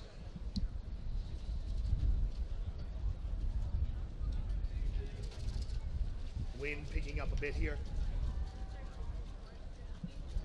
10, 9, 8, 7, 6, 5, 4, 3, 2, 1. Ready, set. And here we go. Final heat of the day.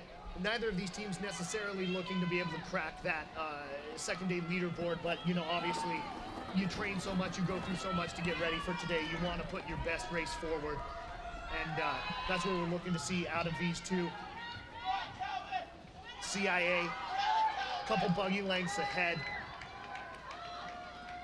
Apex a fair way back.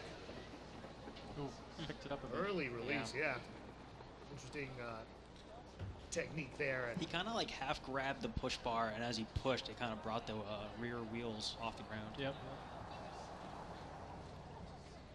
And Apex rolling pretty nicely in the free roll. I don't know if they caught up a little bit, but sort of looked like that.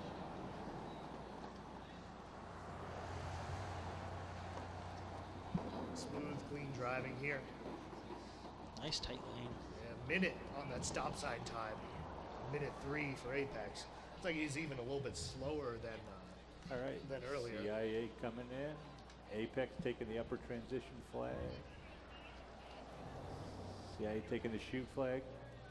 Little bobble, tiny little bobble. Smoothly through, clean. Apex had a little early fishtail there through. Rolling out. Here we go, coming into Hill 3. Final back hill of the day. A little stutter step right there by CIA. Catches up to the buggy. That's a solid pickup by Hill 3, though. That was nice. Good adjustment and hit it with carrying the momentum properly. 3 to 4 transition made by CIA, now being made by Apex B. Coming up here, this final roll of qualifiers. And catching up a bit is Apex B on their Hill 4. Closing that gap, it was fairly significant, and now might be a little bit of a foot race, at least making things interesting here as we close it out. CIAC, though, taking that inside position, not really letting Apex have much room to breathe. And it looks like maybe a buggy length will be the difference in this race. Apex catching up, however. It's going to be about neck and neck. Apex trying to take a line around. Had to risk it, couldn't quite get it. 2:31. Going to be the CIAC time. Apex be a little slower than that. Yeah, she wanted to go to the right, but that's the unpaved section of the parking spaces there on the far side of that little. Yeah. Or she would have hit the stanchions. You know? Yeah, that would have. Yeah. So there you have it. Wow. Qualifiers are in the books. Moving on to day 2. On the women's side first, the top 8, SDC A, CIAA, Fringe A, Spirit A, SDC B, SIGEP A, Fish A, CIA B. On the men's side, the top 10 with a new record.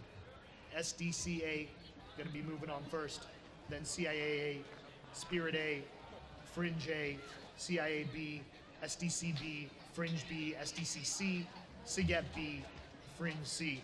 SDC, 3 teams. Moving on to day 2. So any final thoughts today, gents?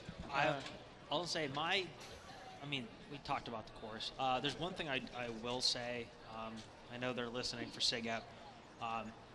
Just because A team's out of the running and you have the chance of bumping up the quality of B team, doesn't mean you should have your heads down, in the sand and being sad.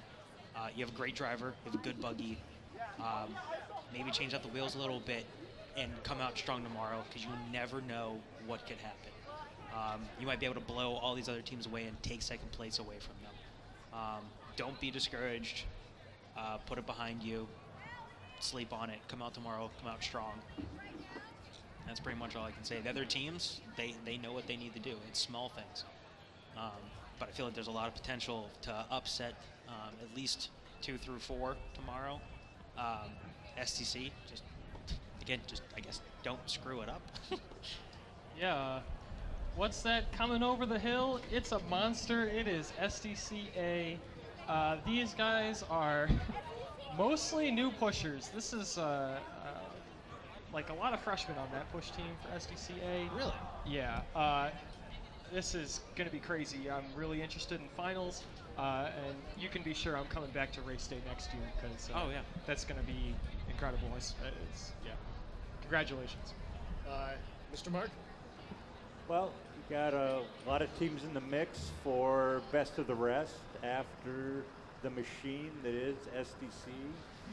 Interesting day down here in the chute. A lot of pretty good turns, terrible pickups, which really baffles me given that they had a full spring of practice. So I'm excited to see what happens. Hopefully SIGEP is able to put some better wheels on the B-Buggy, put some pushers on there, and get themselves in that fight for the best of the rest.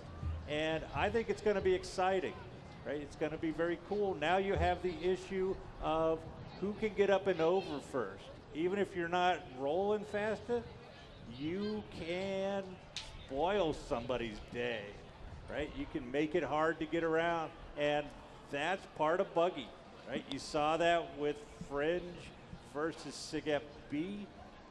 Luckily, I guess both of them made the show tomorrow, so it was not material, but tomorrow it could be. So hopefully another magnificent day tomorrow. We can talk a little about wheels. We'll talk a little about independent versus frats, and I'll leave you with the comment of, if you think there's advantages to being a frat, look at the leaderboard. How many do you see? Well, then again, being a part of a fraternity isn't necessarily for Buggy. The reason why we do Buggy isn't for the sport. It's for the bond that you build when you do it. That's why teams are started. That's why you continue it. You build the relationships within the house by doing Buggy. It's like kind of, it's a rite of passage almost. Oh, I agree. I'm just saying with respect to competing in right. Buggy. Yeah, Numbers agreed. don't lie. No, that's that's another great thing about Buggy. You compare Buggy to the other quote-unquote big three. Well, Greeks saying, but I guess it's Greeks. But compare us to Carnival. That's kind of an opinion-based, judgmental thing. With Buggy, numbers don't lie. You can't argue with the clock. And of course, the big clock, we can't argue with. SDC breaking that record, 2:02.499. Thank you so much for joining us today. Very exciting action and a whole lot more coming up tomorrow. So for Connor, for Mark, for Michael, for Anthony, I'm Will Weiner. Tune back in tomorrow. Thank you for joining us here on WRCT Pittsburgh and CMU TV.